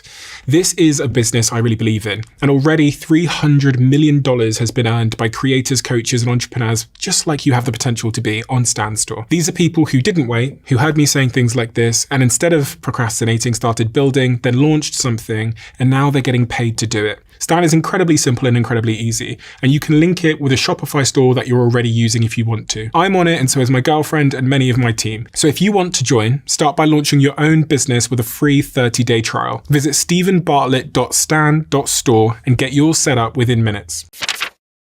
If you guys were starting from zero today, with AI in the picture and all of these platforms and the way things are going, I've spent a lot of time thinking about the next big opportunity in content, and I think about the next big platform. Where would you be starting today based on who you guys are and the skills that you have and the things you're interested in? It's probably a better way of saying it. Would you be on LinkedIn posting once a day? Would you be on TikTok making videos? Would you be on YouTube starting a channel? Would you start a newsletter? And with AI in the picture, I think it changes the answer, because content is going to become very easy to make. So where does the value accrue to? Like, where does the value move to in a world where a kid in Mumbai could make a reel or a quote picture now with ChatGPT? So where is the value going to accrue, and how are you going to milk that cow? How are you going to capitalize? Like, what is the one thesis you have about the future of content that you haven't told anybody yet? Tell me. Well, I'll tell you mine. I want to ask a question too for everybody at the end of I'll give you my quick thing. One, I will say, and I'd be curious if you all agree. When I first started making content, most people that I knew thought it was really cringe, actually. They're like, why would you make content? If you've actually had any success that you supposed to have had, why would you be so idiotic as to be on the internet making content? It can't be true that you've done these things if you're making TikToks all day. And I think they totally missed the boat that, like, the 21st century currency is attention, and attention could be bought with ads, or attention could be bought in a different way, but through organic content creation. And so you go like cringe to content to conversion. And actually, I think all of us would probably agree it was a pretty good play. But like, I'm sure, did you guys all get laughed at when you first got on the internet? Of course. Yeah, right? Never.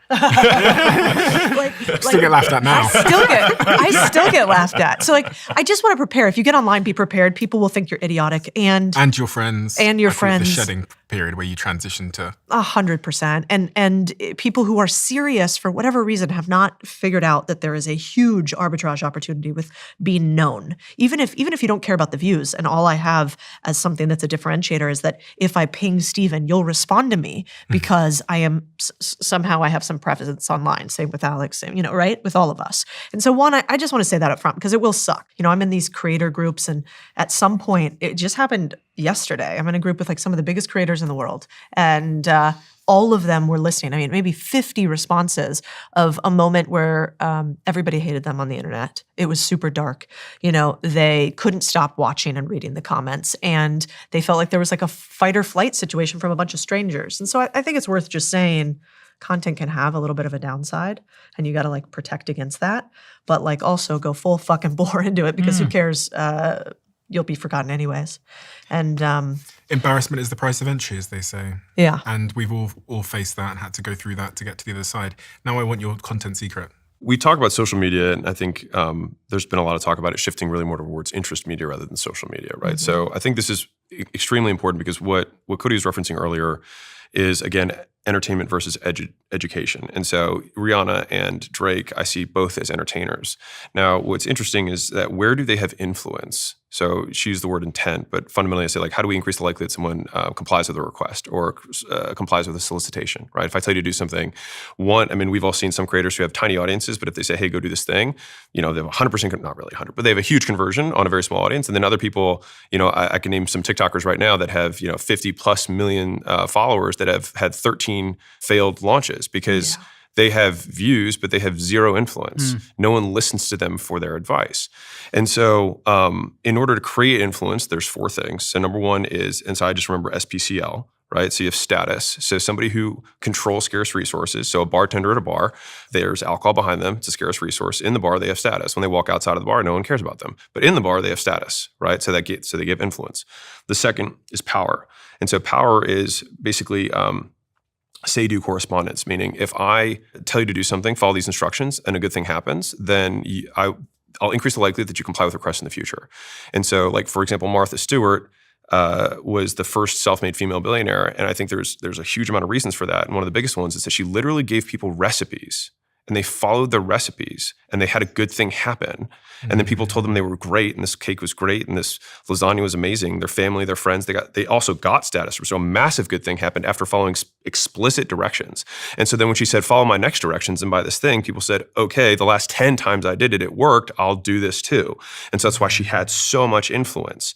The next is credibility, which is, do you have proof, right? Now, all of these can happen at the same time or separately. So I'm trying to give more isolated examples for each of them, but like one thing can check multiple boxes. So if I say, hey, I sold a company for $46.2 million, I have money, which is where the status comes from, but I also have credibility that the stuff that I do works. I wouldn't have power yet, though, until I say, hey, if you take what you're currently doing and then add a bonus, urgency, scarcity, a guarantee, think about a value equation, all of a sudden you can sell it for way more money, and then you follow those instructions, and then you do make more money, then you're like, now I'll be more likely to comply with this person's request in the future. And so then that person gains influence. And then the fourth L is likeness, right? Do they look like me? Right? Do they act like me? Which is both, physical, but also psychographic. Like, do they share the same values as me? Are they similar? And so if I have two people that both have SPC, so they have status, they have power, they have credibility, and then one of them just also looks like me, I'm more likely to listen to that person. So each of these are additive. So if you have all four, you'll be more influential, right? And so laddering this back up to conversion, we think, okay, well, if I'm going to make content with the purpose of conversion, then I want to make stuff that demonstrates these four things. Right. And so that is why educators typically have significantly smaller audiences, but can usually generate a lot more money than entertainers can. And entertainers typically can monetize almost exclusively through sponsorships as the most efficient means or vehicle. Now, where does an entertainer have influence? Rihanna is beautiful. And so she does have credibility in terms of beauty. She does have, and then especially if she starts making content around that stuff, she takes her entertainment audience, but she's talking about something she has credibility to, and then she can add power to that because people start following what she does, right? And then they start looking a good way, and then they say, you know what, she really does know what she's talking about here. And then all of a sudden, when she does point people to a thing that they can buy, then they're more likely to do so. And so it's how do we merge those two things together? And then when we're making the content, and I think a lot of people who are starting out are very obsessed with views, which I would strongly recommend, especially in this interest media time, that it's so irrelevant. And what I mean by that is, if we think, all right, I want to start a bait and tackle dropshipping business, whatever, right? For fishermen. Well, if I just start making videos on philosophy, I might get way more views than I do if I make videos on bait and tackle stuff. But the likelihood that the people who are watching philosophy also want bait and tackle is very low. And because the content is now the targeting for social, like if anyone's run ads before, you have to select, okay, I think I want 42-year-olds and I want men and I want whatever, right? As you go through it. But the thing is that the algorithms are so good and the AI is so good at understanding what the content is about, and they also know what type of people consume this type of content. They just do the targeting for you. And so if you want to reach a certain type of person, you just only make content that certain type of person wants to consume. So it's actually easier now than it was before. And so you can have a 40,000 person audience, but that 40,000 person audience might be made up entirely of fishermen who buy tackle, which I'll bet you'll crush. And so that is how I kind of see the quote future of media, at least, is that if you want to have maximum persuasion or conversion power, we want to make content that is explicitly for a specific audience, and we want to demonstrate the proof that we've done, right? We want to have things that they want. We want to give them instructions that they follow, that good things will happen for them, and we want to look like them. And if you do that, you have somebody who's going to make a lot of money from an audience. That last point is super interesting as well. How do I make myself look more like my audience? And I think relatability and humanizing yourself is one of the great ways to do that. I think it's a very fair point. I mean, I also think it's not just physical traits. So, let's say that you don't look like the audience that you want physically. What are the values that audience has that you can have them see themselves in you? And it's kind of like whether or not you like the guy, who cares? But let's say, Trump, for instance, really looks not a lot like his audience predominantly, in suits and ties constantly, sort of a blue blood billionaire from the East Coast. How does he associate with this group of people where really he doesn't look like them on average? Well, it's because they believe that he has a similar moral compass to them. They believe that he has similar ethics to them. And so I don't think that creators have leaned into this enough. And I don't mean to become clickbaity or political or divisive or anything like that. I mean that it is rare to see people in business take a stance that could hurt their business values, for instance. And Chris and I have a rule, which is we don't have close friends that haven't done something publicly that could be against their best interests. I just don't want friends that don't have that haven't done that, because I think that the world is really hard, and I want to see if somebody's going to have like moral fiber before I become quite close with them. And Super interesting. yeah, and so I think you could do that as somebody who is a content creator today. Like, be value aligned with your users and show that. And This that's goes rare. also to the point about the algorithm becoming about interest-based. It's also becoming value-based. We're seeing echo think chambers so. emerge around ways of thinking, right? Well, the content that I saw of you that most interested me was when you were talking about how important ownership is. And you were talking about just the philosophy of ownership. And you said there's a group of people who want you to own nothing and be happy about it. Yeah. And I was like, I really resonate with that. I want people to own their businesses and I want them to own their stuff. And I liked the fact that you were standing in front of a huge audience, taking that position.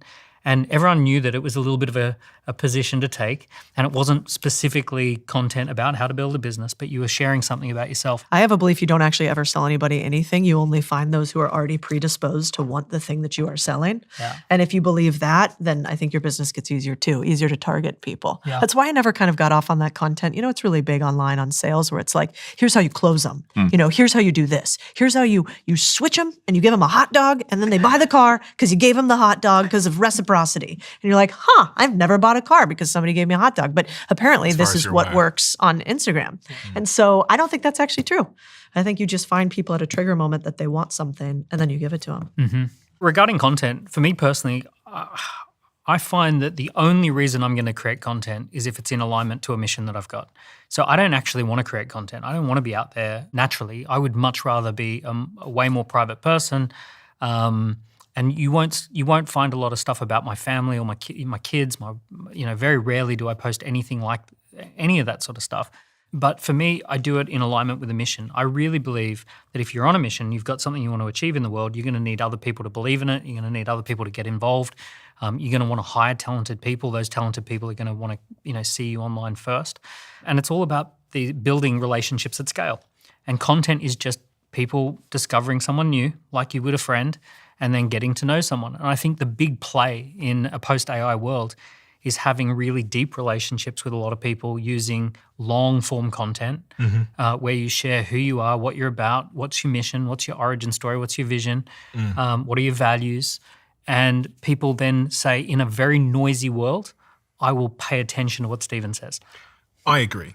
And so to give my answer to this question, my thesis here in a world of AI is actually that if you look at who has the most loyal, engaged fan bases, it's not necessarily podcasters. We're doing pretty well, but it's not podcasters. Podcasters can sell out arenas, and when they go on tour, they can sell out globally. Streamers. And I think it's because of this, the depth of the parasocial relationship is the equity value of the connection. And I was sat with a streamer who's 18 years old, massive in Europe, and we were playing at Old Trafford for the Soccer Aid, and I got to sit down with him. So I was like, explain to me what you do. He goes, so I wake up in the morning. I go, then what? He goes, I sit there. And I go, for how long? He goes, 8 hours. And I go, what do you do? He goes, like, nothing.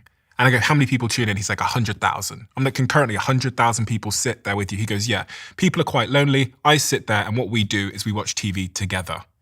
Now, so when we got to the stadium, 70,000 people in the stadium, we're playing soccer. The stadium, when they announce your name, the size of the cheer correlates to the amount of hours you spend with your audience. The streamers are the celebrities. Wow.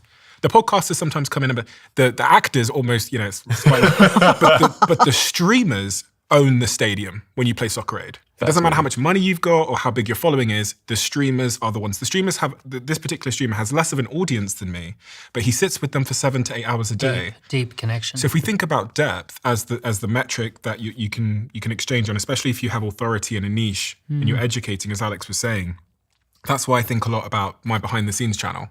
I think it's, when we go on tour, it's so funny, we did a tour in Australia, and remarkably, I'd say about 50% of people were talking to me about Diary of a CEO, and then 50% of people were talking to me about Behind the Diary, which is the behind the scenes channel where you get to know me a bit better. And that channel has a fraction of the viewership. And actually, that same thesis is the reason I started podcasting. I was doing Facebook Watch videos. They were getting tens of millions of views, which, by the way, no one remembers, because no one remembered any of them. And no one came up to me in the street and said, I love that 2-minute viral philosophical video you made about motivational fluff. No one ever said that. Then I started this podcast and it got 1,000 downloads, and it felt like I was like Oprah Winfrey. Like, people were coming up to me, and I was like, oh, there's this interesting correlation between like the depth of the medium and the resonance and the memorability, and therefore the value. So just pursue depth as much as you can. The strength of the parasocial relationship. The part of the brain that has short-term memory, we've driven a truck through that. You know, we've now got just hundreds of things a day that hit that. But then there's this other part of the brain where I've spent 7 hours with someone. And if that's the depth. Are you guys thinking about that? Because you guys, you all make content which is educational, but is less personal. And I mean, you two podcast, Alex and Codie, you both podcast. You don't podcast yourself. I'm a guest. You're a guest. But you don't like run your own podcast. So are you thinking about a deeper format for yourselves? What are you thinking about? Yeah, well, there's two things I want to talk about there. One, I think it's depth, but I would also wonder if it's not rawness. Like, in an era in which we cannot trust what we see anymore because of AI, and anything can be recreated, reproduced, and overproduced, increasingly a stream is interesting because it is raw. Yeah. It is for 1,000% whatever is happening on there is happening in real time, and thus we can actually trust it. And so I think we've all seen it. Content has gotten so produced and overdone, and that actually, I think, decreases trust because we can't tell if something is real or not because it's been edited and filtered and overlaid, et We cetera. say with our 40-person teams. Great. Yeah. But it's true, right? But think about the content, even like this is like sort of tactical, but maybe a year ago, the big content change in video on Instagram was that you had a lot of B-roll and images overlaid on top of videos. And I don't know if you guys have noted, but that doesn't work very well anymore, actually. Yeah. The more that you have third-party assets in your video and it's been overdone, the less the video works. And the more you're just walking along with your hand out. Right, because it's more real. So I think it might actually be like depth and rawness? Rawness, yeah. Authenticity, I guess. Yeah, I fucking hate that word, but yes. Yeah, it's like 60 Minutes versus Joe Rogan. 100%. 60 Minutes is like it's just no cuts. No cuts, yeah. And then when it comes to, am I thinking about this for our channel? Yeah, I mean, I think about it. We have something that we teach everybody, which is like the marketing affinity loop. And basically, it goes like this. I'll show the graph so you can see it. But you start with awareness, right? And that awareness is what we're all talking about. How do we get more people to just see us? And then we go to consideration. Okay, maybe I like this person. Maybe I'll follow them. I'll give them a quick follow. And then we go, well, I like them. I follow them. And I might buy something from them. Okay, that's interesting. And then I might not only buy something from them, but advocate for them, write a testimonial, a review, something like that. And then finally, I might be loyal to them. AKA, I'll refer a friend. I'll sign up for their year-long program, I'll buy again and again. And so we go from awareness to consideration to purchase to advocacy to loyalty. And like, if you can get, most people stop at awareness. Very few people can get somebody to go from awareness to purchase. Even fewer people can get them to advocate for them, leave a review, and the very, very fewest refer a friend. And so like the holy grail of business is always have your clients tell other people nice things about you. And so I think in content, what I think about is I don't always care that people buy things from me at this point. Like I love money, don't get me wrong, I want to keep making it, but I actually really care that they're loyal and they tell other people about what we're doing. And that is something we now measure. For videos, we can actually now measure with like a little UTM link how many of all of our videos get shared and how many of those shares actually go to a purchase or something that goes a little bit deeper. And so I am thinking about that. But then I think you also have to decide what your personal line is. So for me, I can't imagine wanting to stream all of my life continuously because I'm not sure that's good for the audience, actually. I think they should live, not watch. So it's like, I just have a line that like I kind of don't want to cross. Yeah. And Chris and I actually have a rule too. We only post so much about our relationship. We actually, because it always does well. So the team's like, just full send, Chris, shirtless, nipples every day. The internet loves it. And Chris has been really good about saying, no, we have to keep some things sacrosanct. And so I think you have to decide how deep you want to go down the rabbit hole in order to win. Yeah, I've been the same with my kids. It's their decision as to whether they want to build a profile and how they want to build it. So I won't put them in that position. The depth that I'm loving is writing books, because someone who reads a book, like, you really get to go deep with a book. And also live experiences. So every year for the last 4 years, I've taken about 80 of my clients to the snow, and we go skiing. And those 80 clients who, if someone has gone on my ski trip, the level of loyalty and depth, because we've shared fun together. I'm about to take 30 clients to Necker Island and spend a week with Sir Richard. And I'm convinced that just doing that with 30 people will build, lifelong like friendships. So this idea that that you do stuff in the online and offline world, that you actually figure out who are the people who are at the core group, those real diehard fans, and then let's do something together and do fun stuff together. Go skiing, go to islands, go sailing, that sort of stuff. Alex, I see you wrote, it looked like you drew the universe or something. Oh, I was thinking about, it was just talking about like authenticity. And so with each of like SPCL, right, all of them exist on a continuum, right? And so I can say credibility, I could say, hey, I sold a company, but if you see a PR article that will increase the credibility, if you were somebody who heard about it from somebody else, that'll increase the credibility of that specific credibility-driven event. Likeness is the same thing. And so I think like the connection between streamers and having huge influence is that they have tremendous likeness, and that because they are, quote, authentic, and that there's very little ability to distort. You have basically what you see is what you get. And so if you're the type of person who likes that particular streamer, then you'll have super strong, affinity towards them, and you'll be likely to, comply with their request, like show up to a stadium so that you can support me. Mm-hmm. But even authenticity is, again, a term. It's like, how do you define authenticity, right? Which I see is how you act when you have no risk of punishment. And so different way of saying this is like, how do you act when you're alone and when no one else is around? And so I see the discrepancy between how you behave when you're alone and how you behave in public as basically your authenticity, score, right? Mm-hmm. The question is, or the problem is, that no one really knows how you behave when you're alone. And so, unless you're streaming, what was that? Unless you're like streaming all the time, right? Yeah. And so, so you're saying authenticity is that there's not a difference between how you act when there's no risk of punishment and how you act normally. Is right. Okay, got it. Right.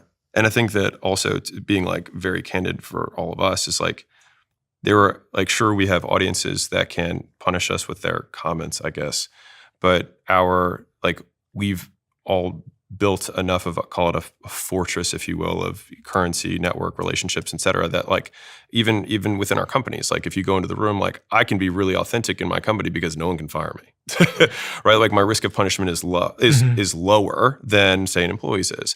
And so it's a relatively, I'd never use this word, but it's a relatively privileged, position to be in to be more authentic because no one can really punish you. And I think this is kind of the essence of the like fuck you money that people want to get to, which is like, I just want to be me, but I can't be me because I have this risk of punishment. Mm-hmm. And so degrees of freedom, basically, I think your happiness is very correlated with your degrees of freedom. So Elon's authentic. I was about to say authentic. the exact same thing. Yeah. I mean, I don't think anyone would argue that he's not authentic. They might not agree with him, but I don't think they think that he's trying to pull one.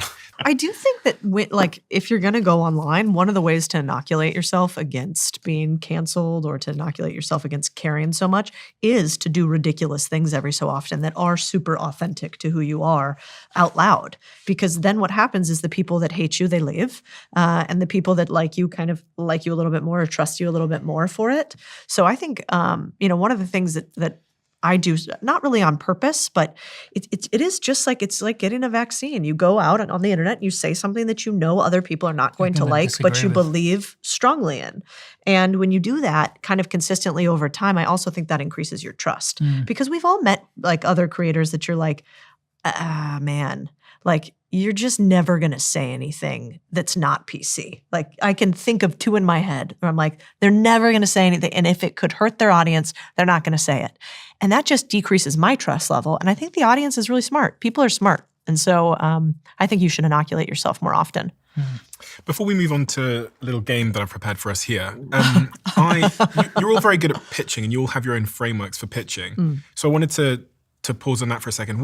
Daniel, what is your framework for pitching a business or an idea? There's two things to start with, which I believe that entrepreneurship is the journey of 1,000 pitches, that basically what we do as entrepreneurs is we pitch stuff into existence. And the penalty for an average pitch is that you do 1,000 pitches and you get nothing to show for it at the end of it. And the payoff for a great pitch is that you do 1,000 pitches and you end up with $10 to $100 million. You end up with an amazing team of people and lots of customers and everything's great. So I think treat entrepreneurship as the journey of 1,000 pitches, and also treat pitching as this magical thing where you get what you pitch for and you can't switch it off. So, for example, if you say the economy's bad, the economy's bad, the economy's bad, as if by magic the economy's going to be bad. If you say, I'm seeing lots of opportunities right now, you start conversations where people go, oh, I've seen an opportunity as well. So whatever you're out there talking about, you tend to bring those conversations to the surface, and then it's a self-fulfilling loop. With that said, you have to have a framework for pitching. If you're going to do a good pitch, it's got to be a framework. I've got social pitching framework, scheduled pitching framework, and sales pitching framework. So social pitch, name, same, fame, pain, aim, game. What's a social pitch? Social pitch is on social media or in a social situation. It's basically a situation where you've got about 30 seconds before someone thinks that you're being too obtuse. Okay. Right? So you've got about 30 seconds of people's attention and you're going to say, what is your name? What are you the same as that they already understand? What makes you famous or different? What are you aiming for right now? What's your bigger game? Or what pain do you solve? What are you aiming for? What's your bigger game? So there's a few things you can put in there, and it rhymes so you can remember it in a social situation. Scheduled pitches, I always do something called capstone, and it's clarity, authority, problem solution, traction, or the why, either way, opportunity, next steps, and an emotional ending. Right? So that spells out capstone. Now, is that the best pitching framework? Maybe, maybe not. Maybe there's better frameworks. But the point is that you've got a framework, that you're not just winging it, you're not just randomly spewing words. You've actually gone through the process of thinking through your pitch in a framework approach. One thing that's really fascinating is the three of us have a framework for everything. We're just like very framework thinkers, and I've noticed that with a lot of entrepreneurs. Do you guys have pitching frameworks? Be shocked if you didn't. Yeah, I do. I mean, I think I'm lazy intellectually, and frameworks help you remember things. And so if you don't have very good memory, then it's just easy to put it in something that can make sure that you remember it. Which is why when we were in school, they used to make us sing songs about how to remember the various states. If I wanted to raise a bunch of money from other people that didn't know me, and I wanted to never have a problem raising money again, I didn't want to use any of my money ever, I would use what I learned in venture capital, which is the Midas touch. And basically, I think you need one of these four in order to raise money. You don't have to have all four, but if you do, that makes it really, really easy. The easiest one is profit, right? If you have a business right now that's making money, profit in your pocket, you can raise capital, you can raise money from people as long as that amount that you're raising is reasonable to the amount of profit. If you don't have any profit, but you have growth, let's say like Replit, we were talking about, a big AI company, great. You can raise a bunch of money if you got growth too. The third thing, if you don't have either one of those, you don't have profit, you don't have growth, but you have a history. I've sold a company before, I've built this before, you can raise purely on the fact that you've done this before. And if you haven't done any of those three, you've done nothing in life, then you need a really good story. And the story is something that you can often raise money off of. So I believe that we are going to create the next XYZ, and if we do this thing, then you will all make money, I will make money, and we will change the world together. And so I call it the Midas touch because I think people who, if you can accumulate this over your life, it's not that hard, right? So eventually at some point, you'll have a history, which is your proof. Then you can craft a story. You'll get better at it as you continue to grow. You will learn how to get profit in some way. And because you've driven profit before, you'll know how to get growth. So I think like almost any entrepreneur over time, if you focus on those four things, can raise money. And you start with only the story when you have nothing. Alex? I have a lot of pitching. Yeah. I'll say first and foremost, like if you're trying to sell anyone anything, proof will always be promise. And I can say that, 1,000 times in a row. Like you could literally say nothing get on stage and then just hit next on testimonials for 60 minutes and you will close a percent, like literally the last slide just says like, go over there to go buy something, and you could say nothing and you will sell. Why? Because I think proof acts as an approximation of something that would happen for the prospect. And so like the only reason that proof works is that they think, oh, some element of this is like me. And so if I do the same thing that this person did, and the closer the proof is to the prospect, the more compelling it is for that specific prospect, which is like when we used to run ads for different markets, we'd go into like, an entirely black market, and surprise, surprise, if we had black testimonials, the pages would convert better than if we had white testimonials, and then flip flop in the other direction too. And so we want to show as many different types of proof as we possibly can. And obviously not all proof is created equal. You can have live proof versus recorded proof. You can have a demonstration of something that like us using the thing is going to be more compelling than not using it and just describing it, right? If I have and so there's a bunch of things on proof, but that's just like big thing number one. And so that's why for me, if somebody's going to sell something, I recommend most people just get 5 or 10 clients for free up front with the primary purpose of getting proof, because you're going to make more money on the proof than you will have trying to, just get the tiny amount that you can charge with absolutely no proof. Mm-hmm. So it's like, don't do that. Just get 10, and on your 11th, you'll be able to charge 10 times more, because you'll be able to say, hey, look at the 10 people that I helped. And realistically, you'll get more out of that than they will, because you probably suck. Yeah. So it's probably for everyone's best interest that you don't charge anything. But from an actual like closing perspective, and I'll talk about this from appointments, I think to use Daniel's language, I've taught the closer framework for a very long time, which is CLOSER. And so C is clarify why they're there, and typically anybody who's going to be in that appointment has taken some action. So whether that's they responded, to a post, they commented, they liked, they actually, if someone's already set an appointment or they walked in the door, like there's always something, like, why'd you pick up the phone? Like there's always some reason, like, why'd you give me 5 seconds? There's always something they've done that you could say, hey, so tell me why, right? And so then you're clarifying why they're there, why they're still listening. So you listen to them, because we often think about sales as me it's just hitting you with fucking... So the perfect salesman says nothing and only asks questions, because there's nothing to disagree with. Mm. And fundamentally, they're going to believe way more of what they say than what you say. So you want them to say it, not you. And so you clarify whether they're there, C. It reminds me of spies. I've interviewed a couple of CIA spies now, and every single one of them, I was expecting some like incredible technique or whatever. They all say, no, we just spend 6 to 8 weeks in the back of the cab listening to the Iranian taxi driver to figure out that his son has a health issue that we can then leverage later to get him to turn against his country. But the first 8 weeks are just listening to him offload. And they're like, it's crazy how people will just offload if you let them. Yeah. Everyone wants to talk. Oh, 100%. So one is, clarify whether they're there. L is label them with a problem that you can solve. So it's like, okay, so it sounds like you were here, you responded to my ad, you DM me thing, or you whatever because of this reason. Is that right? Right. So you get confirmation on the problem, which is L. Then you O, which is overview past experiences or past pain. So it's like, what have you done so far to try and solve this? And this is important because motivation is the equal opposite of deprivation. So the more deprived someone is of something, the more motivated they are to solve it. And so like if you haven't eaten in an hour, you're probably not that motivated. If you haven't eaten in 2 days, you're very motivated. If you haven't slept in a day, or you're normal motivated, I guess that was a bad one. But if you haven't slept in 3 days, you'll be incredibly motivated to sleep. And so we want to find what they're deprived of, and then try to increase that deprivation in the conversation. Basically, make them more aware of the deprivation, the things that they don't have, right? Then once we have, enough deprivation that it's very clear, it's like, okay, this is why you're here. You agreed with, this is the problem that you want to solve. You've tried all these things and it hasn't worked for you. I can imagine how frustrating that would be. S, which is then you sell, right? You sell a vacation, which typically is just 3 points. I usually keep it to 3 because most people can't remember more than that anyways. And the 3 points are usually, you can always find 3. And if you need to, you can chunk up if you've got 5, and if you've got, 2, chunk down, as in like break into smaller pieces. But like when I was in the fitness world, it was fitness, nutrition, accountability. When I was selling, mortgage leads, it's like you want the leads to be unique, you want them to be timely, and you want them to be exclusive, right? And so or qualified. And so it's like there's always 3 things that you can usually triangulate. But when you say the 3 points, you don't then feature, jarble about the points. You then just usually put like a 1-sentence analogy of what that thing is. So it's kind of like this. And so these are like little 30-second sound bites to make the 3 points. That should never last longer than 90 seconds because most people waste all this time on the selling part, and that doesn't really matter because the more we can talk about them, the more they're going to want to buy. Mm-hmm. And then E, like at the end of that, you say, cool, ready to get started, ready to rock and roll, ready to start on Monday, whatever it is. And then E and R are around what happens if they say no, right? You explain it with their concerns, E. And then R is you reinforce the decision. And so R was actually something I added much later when I was teaching, many salespeople, because after they would like explain away and then close, they would just like see you later. I got the credit card. Like, you're dead to me.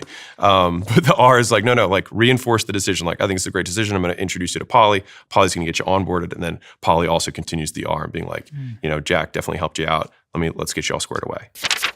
There's no safe like Simply Safe, the sponsor of today's episode. A few years ago, someone broke into the Diary of a CEO studio and stole all of our cameras and a few key hard drives. And it was devastating, and one that led us on a quest to figure out how we could secure our building. And through this, we discovered Simply Safe. Interestingly, we did have security at the time, but the type that we had only triggered an alarm once intruders were inside the building. What I like about Simply Safe is their Active Guard outdoor protection notifies you and their live monitoring agents when suspicious characters are outside. But it also means that guards can trigger alarms or turn on spotlights to deter someone from entering your building. If we had had Simply Safe, we would have known earlier that intruders were trying to get in. So maybe this is your reminder to make sure your home and workplace is secure. Simply Safe is offering my listeners in the United States an exclusive discount of 50% off their new Simply Safe security system when you sign up by visiting simplysafe.com/DOAC to claim 50% off your new system with a professional monitoring plan and get your first month free. That's simplysafe.com/DOAC. There's no safe like Simply Safe.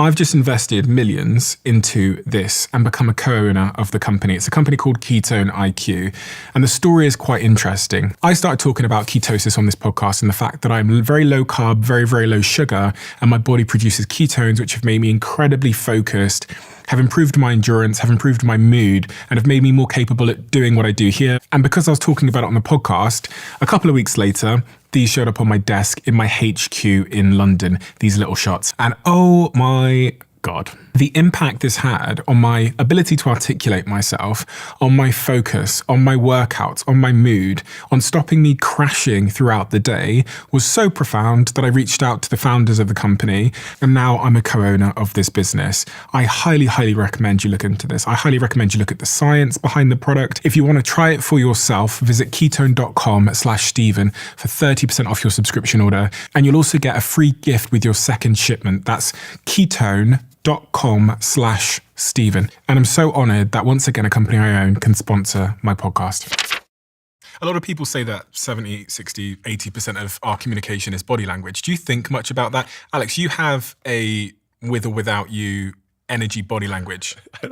It's a very casual body language, which in fact reinforces your authority in a way. So do you think about, if people are right that 60 or 70% of our communication is the things we don't say, do you think about training people on how to hold themselves, how to be?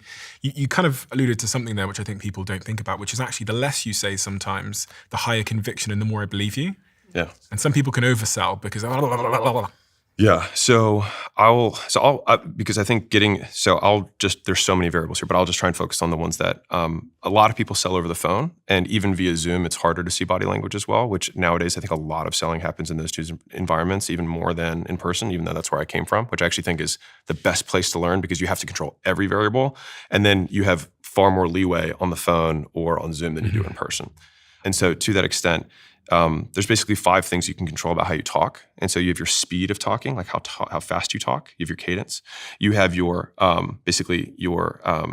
your enunciation, like do I pronounce every letter in the words that I'm saying? You have the volume that you speak at, because if I talk too low, like you on a phone, it doesn't really matter because they're just going to increase the volume. But if I lower what I'm saying right now, it sounds more important. In person, it's more important. Volume is more important in person. And so those first 3, I consider there's kind of a persuasive tone, which all 3 are constant. And the only point of those is to maximize comprehension. It's just that they can hear you, that they can understand what you're saying because you're talking at a speed that they can understand. Like I'm somebody who talks fast, and I have to pull back how fast I talk when I'm in like a selling situation. There's only 2 that I teach salespeople to try and actively control, which is going to be pauses to draw attention, and when do I raise my voice? And the reason that those are the only 2 things you really need to teach a salesperson outside of the persuasive tone, which is that you're going to talk at a certain speed, which is usually about 150 to 170 words a minute, because that's the amount of speed that most people can understand. You're going to enunciate the words, which is going to force you to actually speak at that speed. And you're going to talk loud enough they can understand you. This sounds very simple, right? Like this sounds like so simple. Like I can't believe people don't do this, except they don't, and they don't close. And so the only things that you have to teach a salesperson, and these are so important, like there's been 3 independent studies that are like massive meta-analyses of salespeople. The salespeople who, 1, speak less, close more. And number 2, the salespeople who know when to shut up, most importantly, after you ask for the sale. Like if you wait 8 seconds after you ask someone to buy, you close 30% more sales. If you wait 8 seconds. Yeah. So you ready to start? Okay, so And so people, they'll close themselves, but the salespeople are so afraid of that silence that they then jump back in. It's like, you had the sale, just shut up.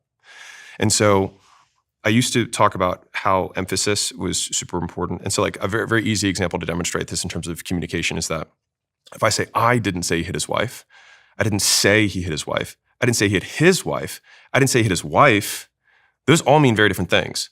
But fundamentally, it's just because I change where I pause, right? What word? So I'm emphasizing a different word. And so I used to talk about emphasis a lot, but I've trained more and more and more and more salespeople over time. I just say, when do you shut up? And when do you raise your voice? That's it. The rest of this, we speak in the exact same tone. And the reason that I feel very confident about this is that AI is doing an increasingly good job at ads. I don't know if you've noticed this, but like a lot of ads are just being voiced over in AI and they convert higher because people can understand them. I think a huge part of it is just they can comprehend it. They can actually hear all the words and it's said in a tone that's loud enough and there's enunciation and they actually get it. Because most, like, it's like one of the easiest ways you can improve copy on a website is just get it below 3rd grade reading level.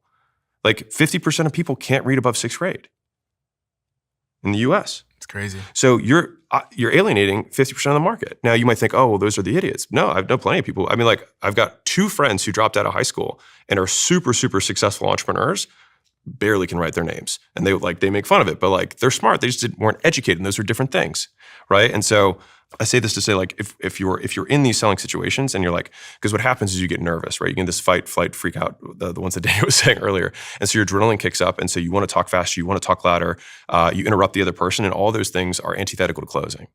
And so just teaching someone to be okay with pauses can increase the likelihood that people pay attention to the words that they say. Because all we do is we draw attention when we pause. So you have short pauses that draw attention. And then you have long pauses that solicit response. If I pause long enough, what do people do? They talk. And I just think of someone as being higher value if they're taking pauses.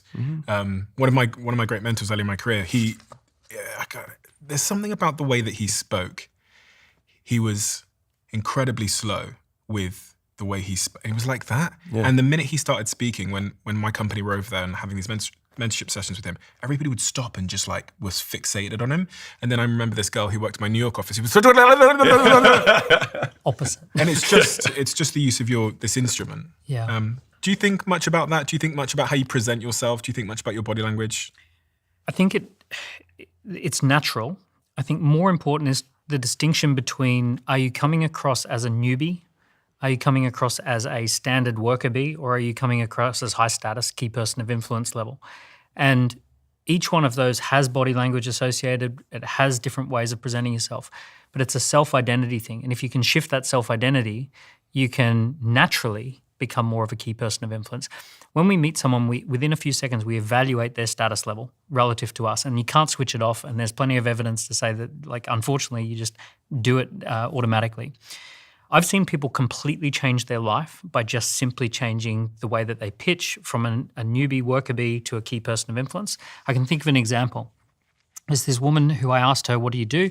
And she said, I'm a financial planner. I can help anyone with their financial planning. If anyone wants to talk about their wills or any of those sorts of things, then that's what I can help people with, right? And it sounds worker bee. Yeah. And her body language was kind of like this.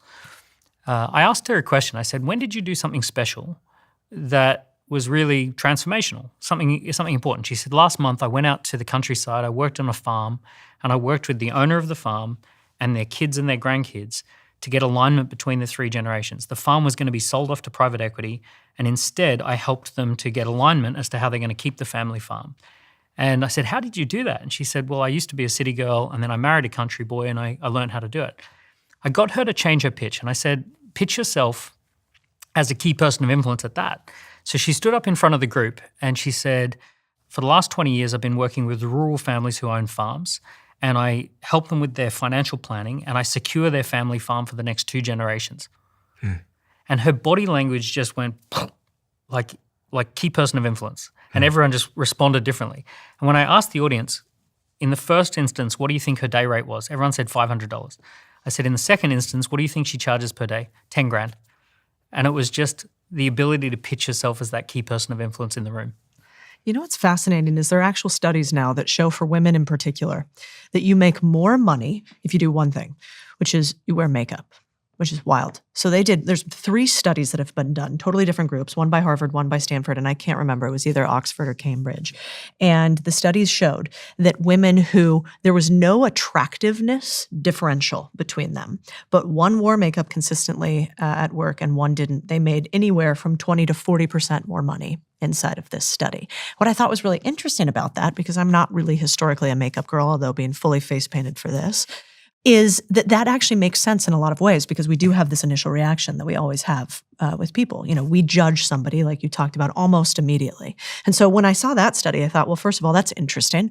You don't have to be smarter, better looking, or anything else, and you can make more money just by the way you present yourself. And so I thought, well, what about the way that you dress? Is that also the same? And there are studies that back this as well, that in fact, you can make more money as a man for dressing one way and as a woman. And women are interesting because you are not the norm. What am I missing? You got the lumberjacks I've down. got 20% sitting on the table right now. But what's fascinating is, I like things where you don't have to be better than anybody else. You can just use human psychology to make more money. And so if I'm a woman, I know that the way that I dress, so when I pay attention to my dress and dress professionally, whatever that means in this instance, in the study that I saw, it was like, what I would have on, a blouse, a suit, something like that. Women make 2 times more than men when they dress better. Men, it actually is less important. Still more important, though, if you dress professionally in a suit and you don't have all the other proof and things you have this sort of interesting thing that's like you have sort of diametric opposition. I make a lot of money, and yet I care so little about money that I dress in a wife beater. Yeah, exactly. And so men make somewhere between 15 and 18% more when they dress in suits. So I think there's a real argument to be made for, if you're going to pay attention to the way your voice sounds, that takes some training. Sure. It doesn't take much training to change the way that you look professionally and how you dress. And the only other thing that I would talk about on sales and pitching is we tell all of our company people, the line is show, don't tell. We increasingly do not believe the things that were heard. So like think about a sales pitch that goes like this. We, for instance, have a lot of home service companies. So these home service companies are selling a homeowner on, let's say, landscaping. And so I'm going to come and we're going to clean up your lawn, and here's what we're going to do, and this is how much it's going to charge. I'm going to charge, and this is how long it's going to take. And you can tell the client that we're an expert at this. I've been in business for 42 years. We have 1,000 reviews on Trustpilot, et cetera. Or you could do something that'll double your conversion, which is simply bring a phone or an iPad with you and say, can I show you what we did for your neighbors down the street? And just show them the image of it. Just go, we do have 1,000 Trustpilot reviews. Right here, we could see what the last one said. Click on it, show them the Trustpilot review. You don't have to train that. And I really like my salespeople to not have to become experts, but to be enabled by what's called sales enablement or technology just to show, because we are a visual species. Oh, yeah. And so wherever possible, if you want to increase your conversions, I tell my team, you are not allowed to close a sale without showing something. Some visuals. You have to have a visual, because it's just a trust transfer and a higher signal. What's wild now is that in that same business, you could take a photo, just right there in ChatGPT, say, do the landscape gardening, and then show them this is your house. Exactly. Fully landscaped. People are 70% of the brain is visual processing. Exactly. And then you believe it, and then you've already seen it happen. I work with a lot of entrepreneurs, and I get them to create a brochure, like a physical brochure for their business. And people are like, what on earth am I creating a brochure for in 2025? Because the act of creating a brochure gets what's in your head out of your head and into a document we can all explore. And I still think a brochure is actually one of the coolest things that an entrepreneur can do as an activity to really just solidify what they do.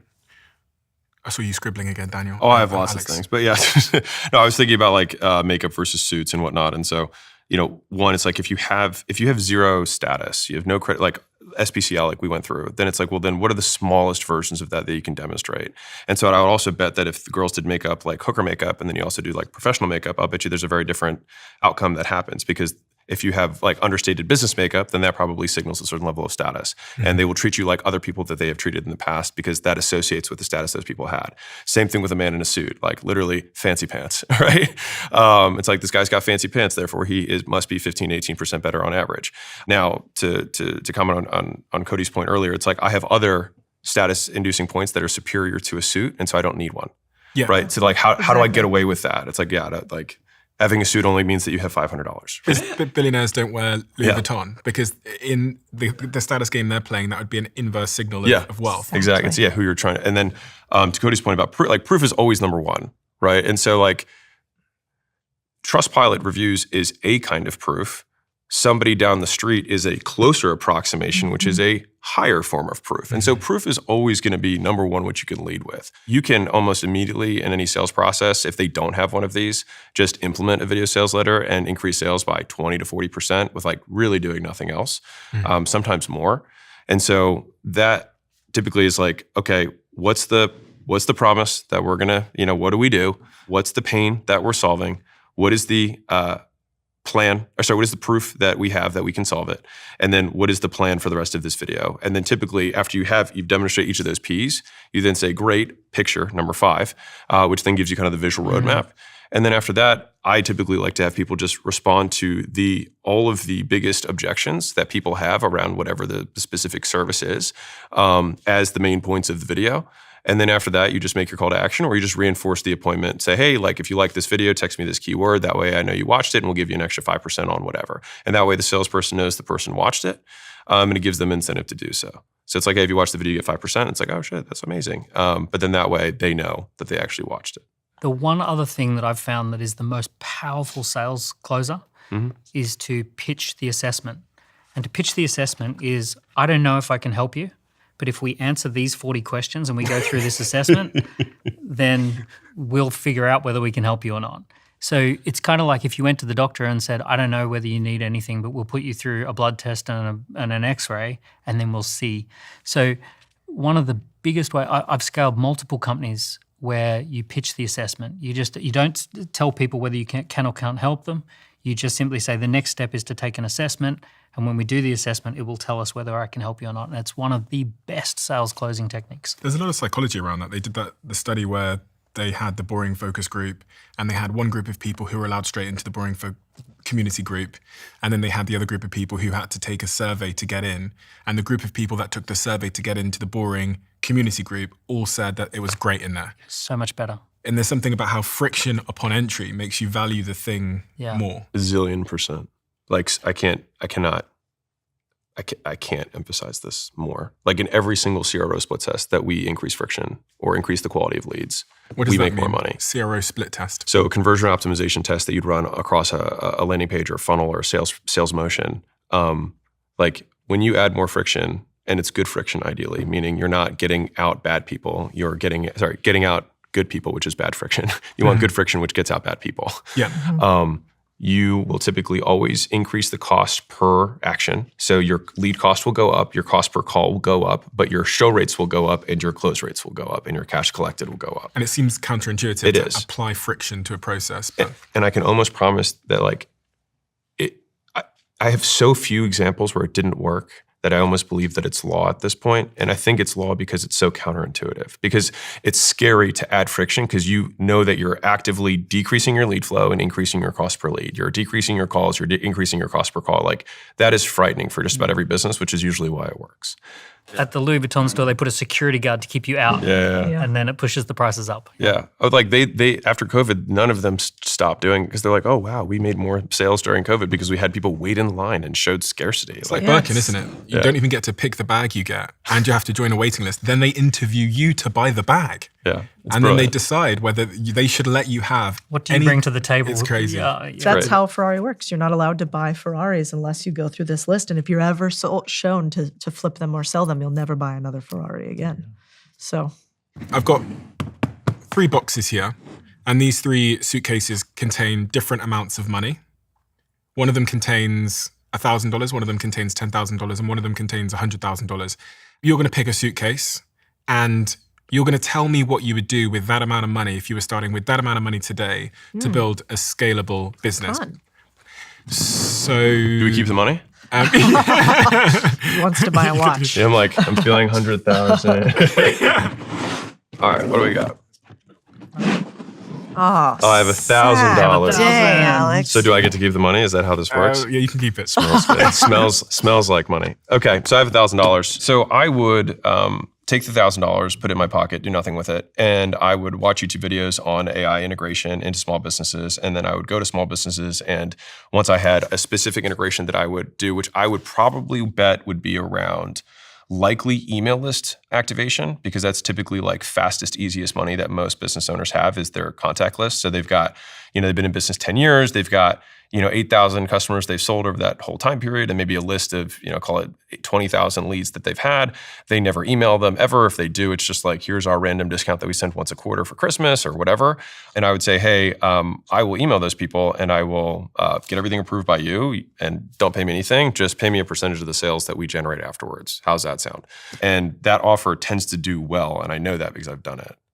So that's what I would do. And the $1,000, I would, go buy Layla something for a little bit of time so that she can stay with me until I make the money from my email reactivation campaign. See what I get? I got the 10K. All right, we're going around the circle here. I like it. I would find the person who would buy what I was selling for the highest dollar amount humanly possible, which means I would probably go to private equity companies. So Alex gave me the idea for Main Street.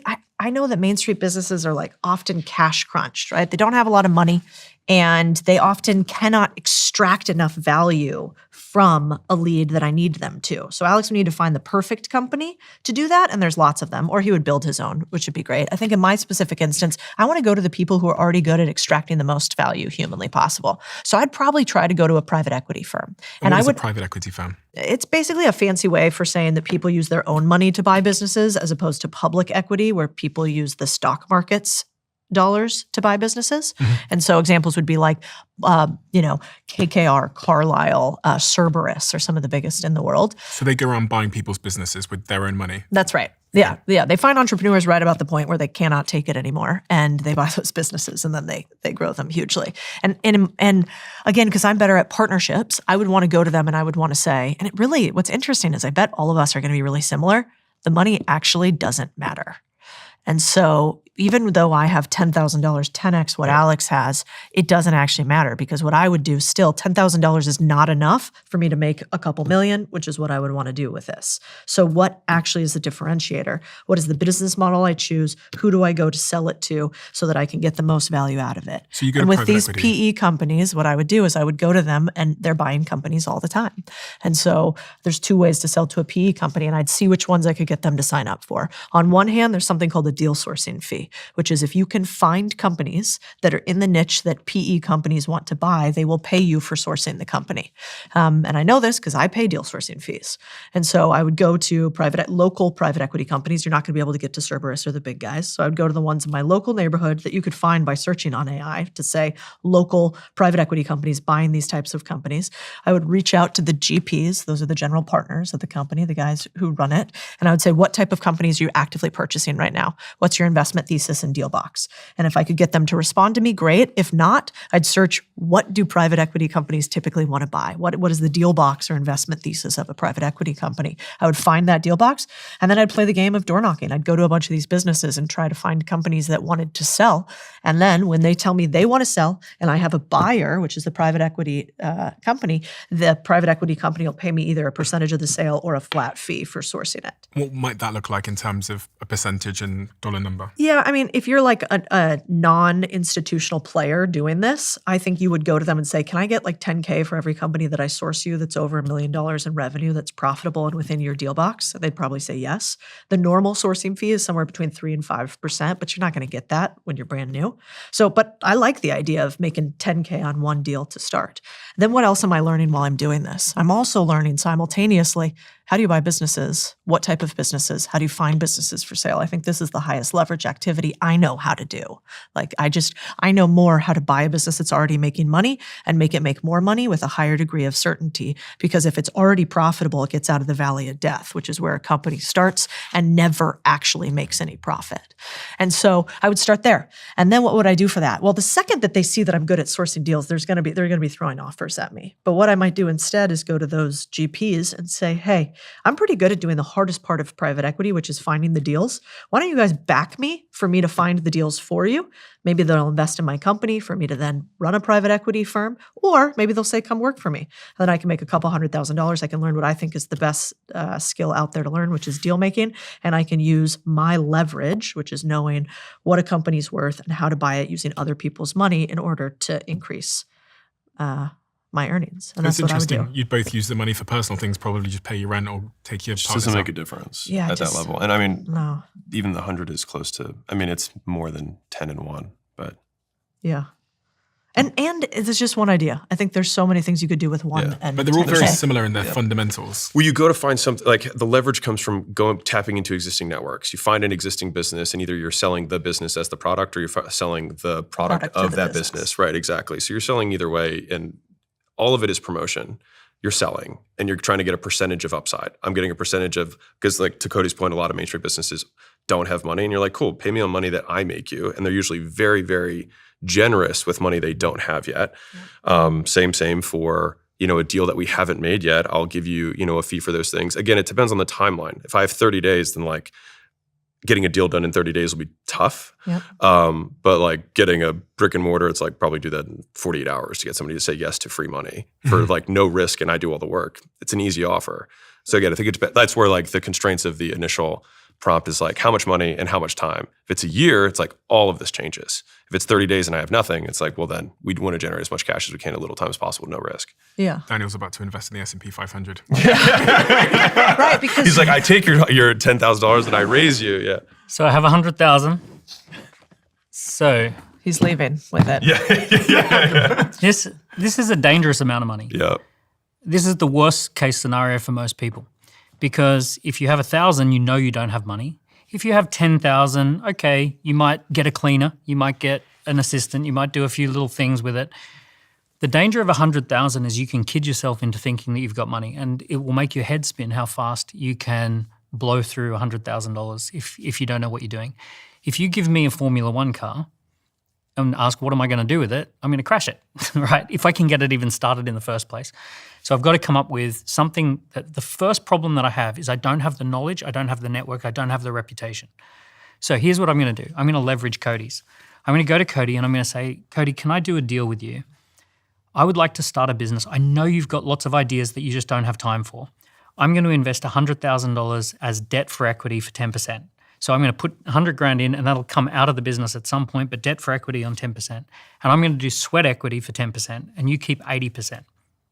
And it's your idea and it's your network and it's your reputation, but I'll be the person who's heavily invested in this. And the only condition is that as the business becomes profitable, we can repay the 100 grand. And then once it's repaid the 100 grand, either you buy it or we can sell the business. Now, what I'm doing there is I'm basically acknowledging I don't know what I'm doing. I'm acknowledging I don't have the reputation, I don't have the knowledge. All I have is this 100 grand, and I have a very strong desire or will to be an entrepreneur.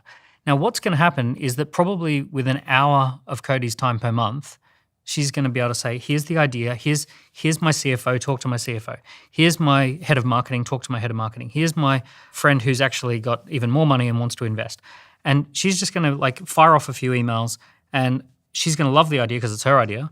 And I'm going to work hard, right? And what's cool is that when the time comes that business becomes valuable, I've got one buyer on the table.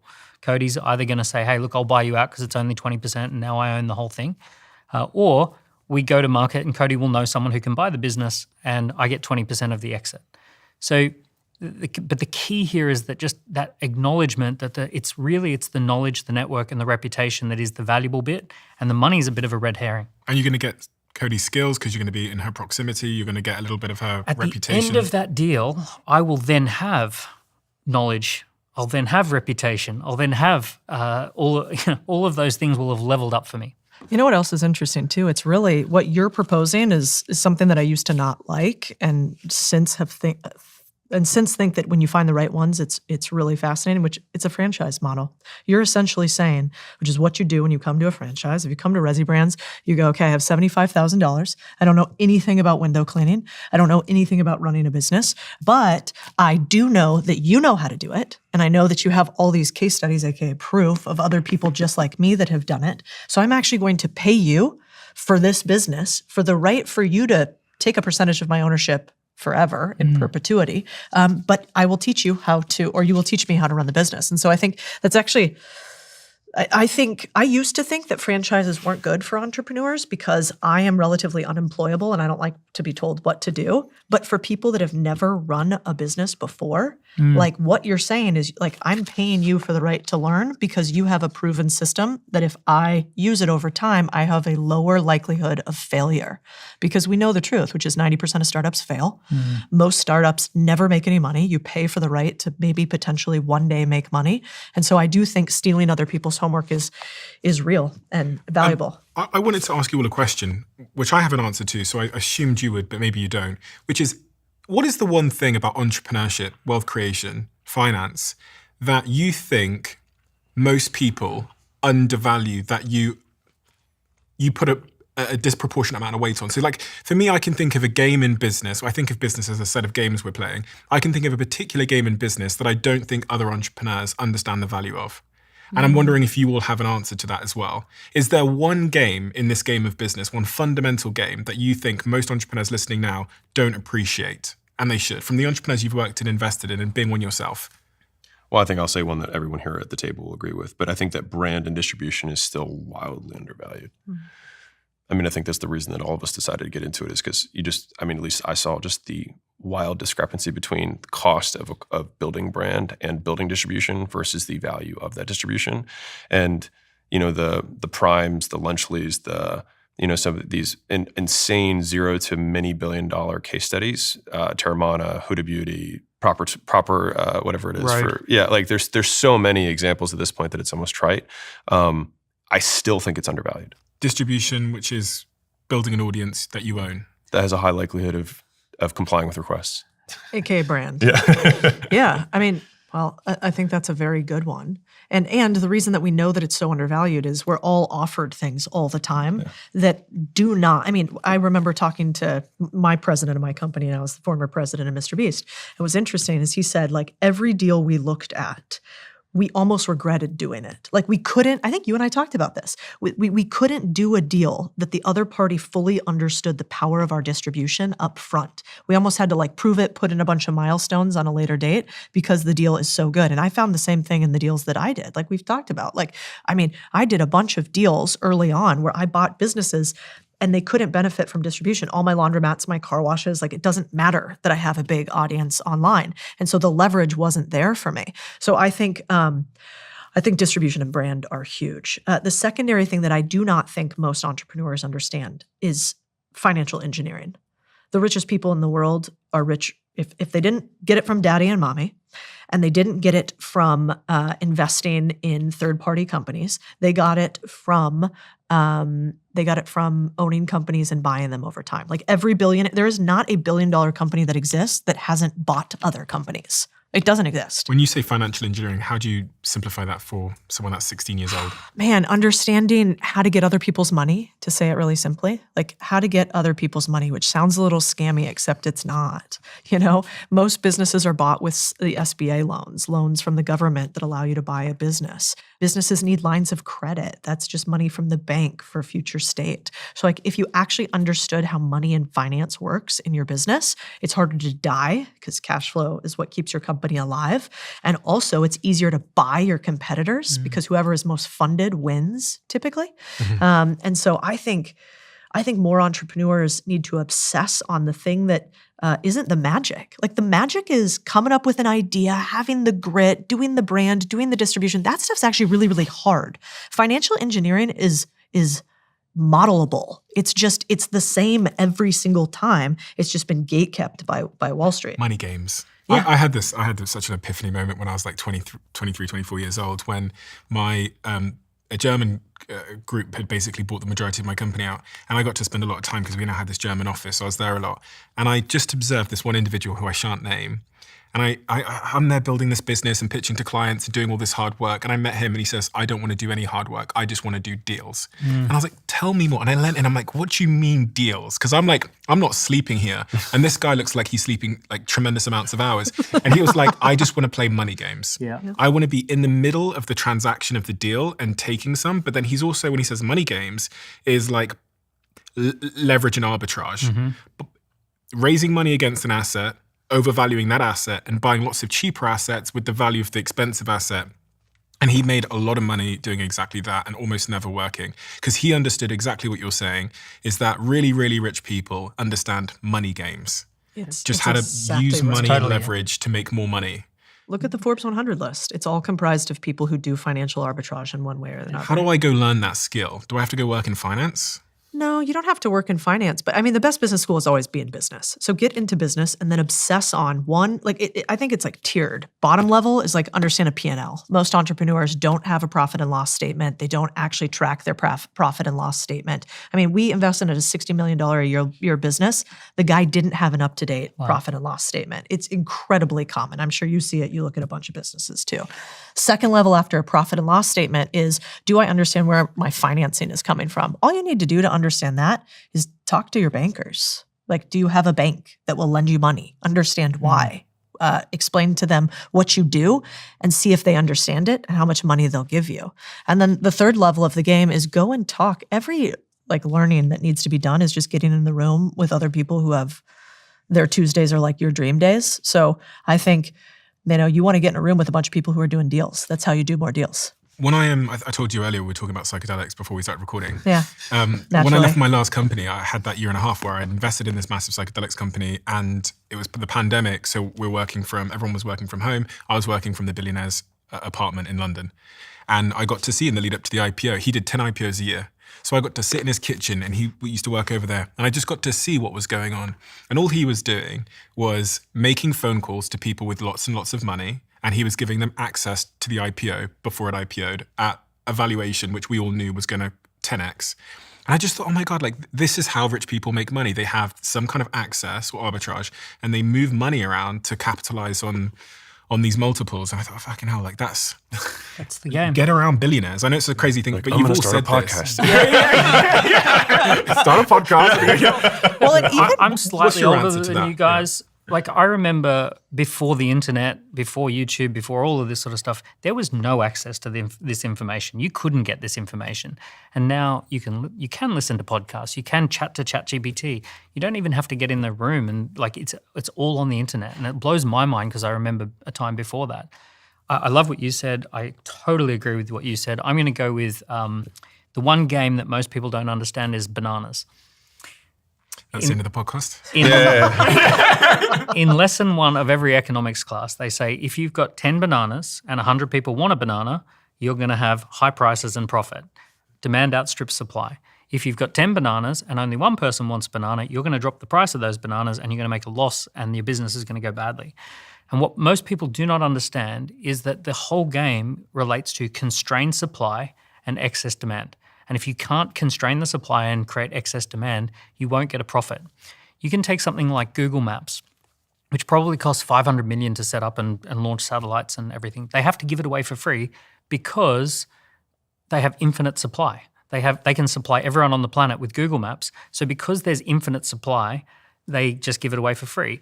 But Google Ads, there's a limited number of people who can advertise on every search. So because that's limited, the price goes up. So I have a client who saves lives, and they do first aid training, and they're an amazing person, and they literally save children's lives and all this sort of stuff. And she's telling me, why aren't I able to charge more money? I'm literally saving lives. I'm a really good person and I'm very valuable. I say, because the whole game, that's not the game. The game is demand outstrips supply. So you need to constrain the supply of something, and you need to manufacture excess demand.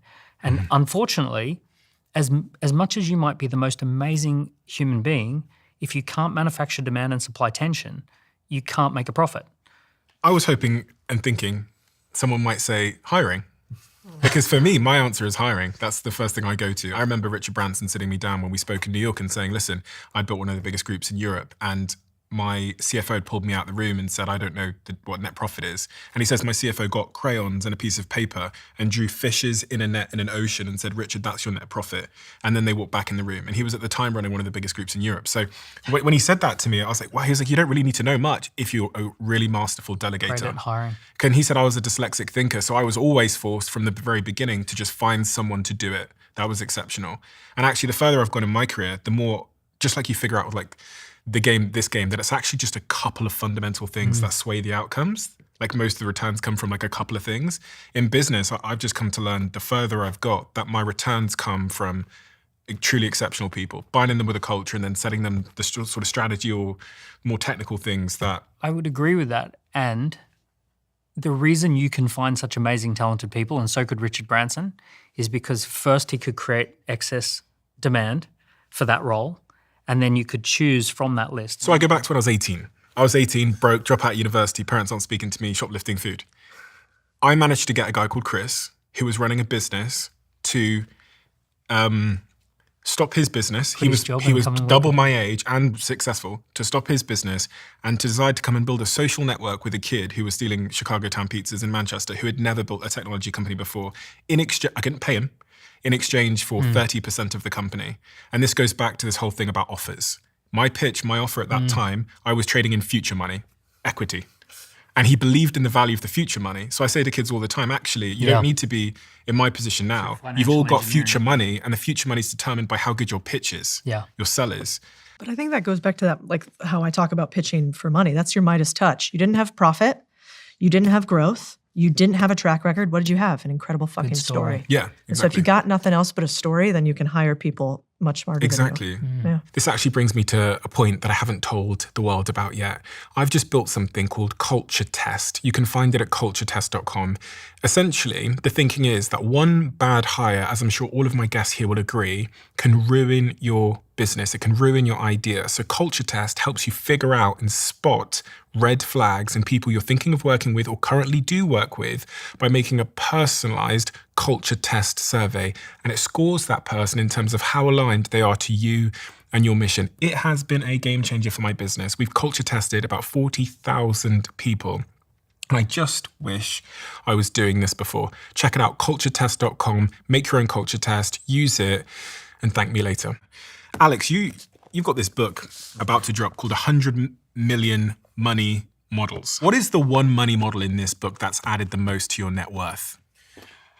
So it's more the concept. So like each of so offers had the value equation, which is kind of the core concept that the book was built around. The leads book was about the core four, the ways to promote anything. And so $100 million money models is about client finance acquisition, which is fundamentally how do you get customers to fund your own expansion?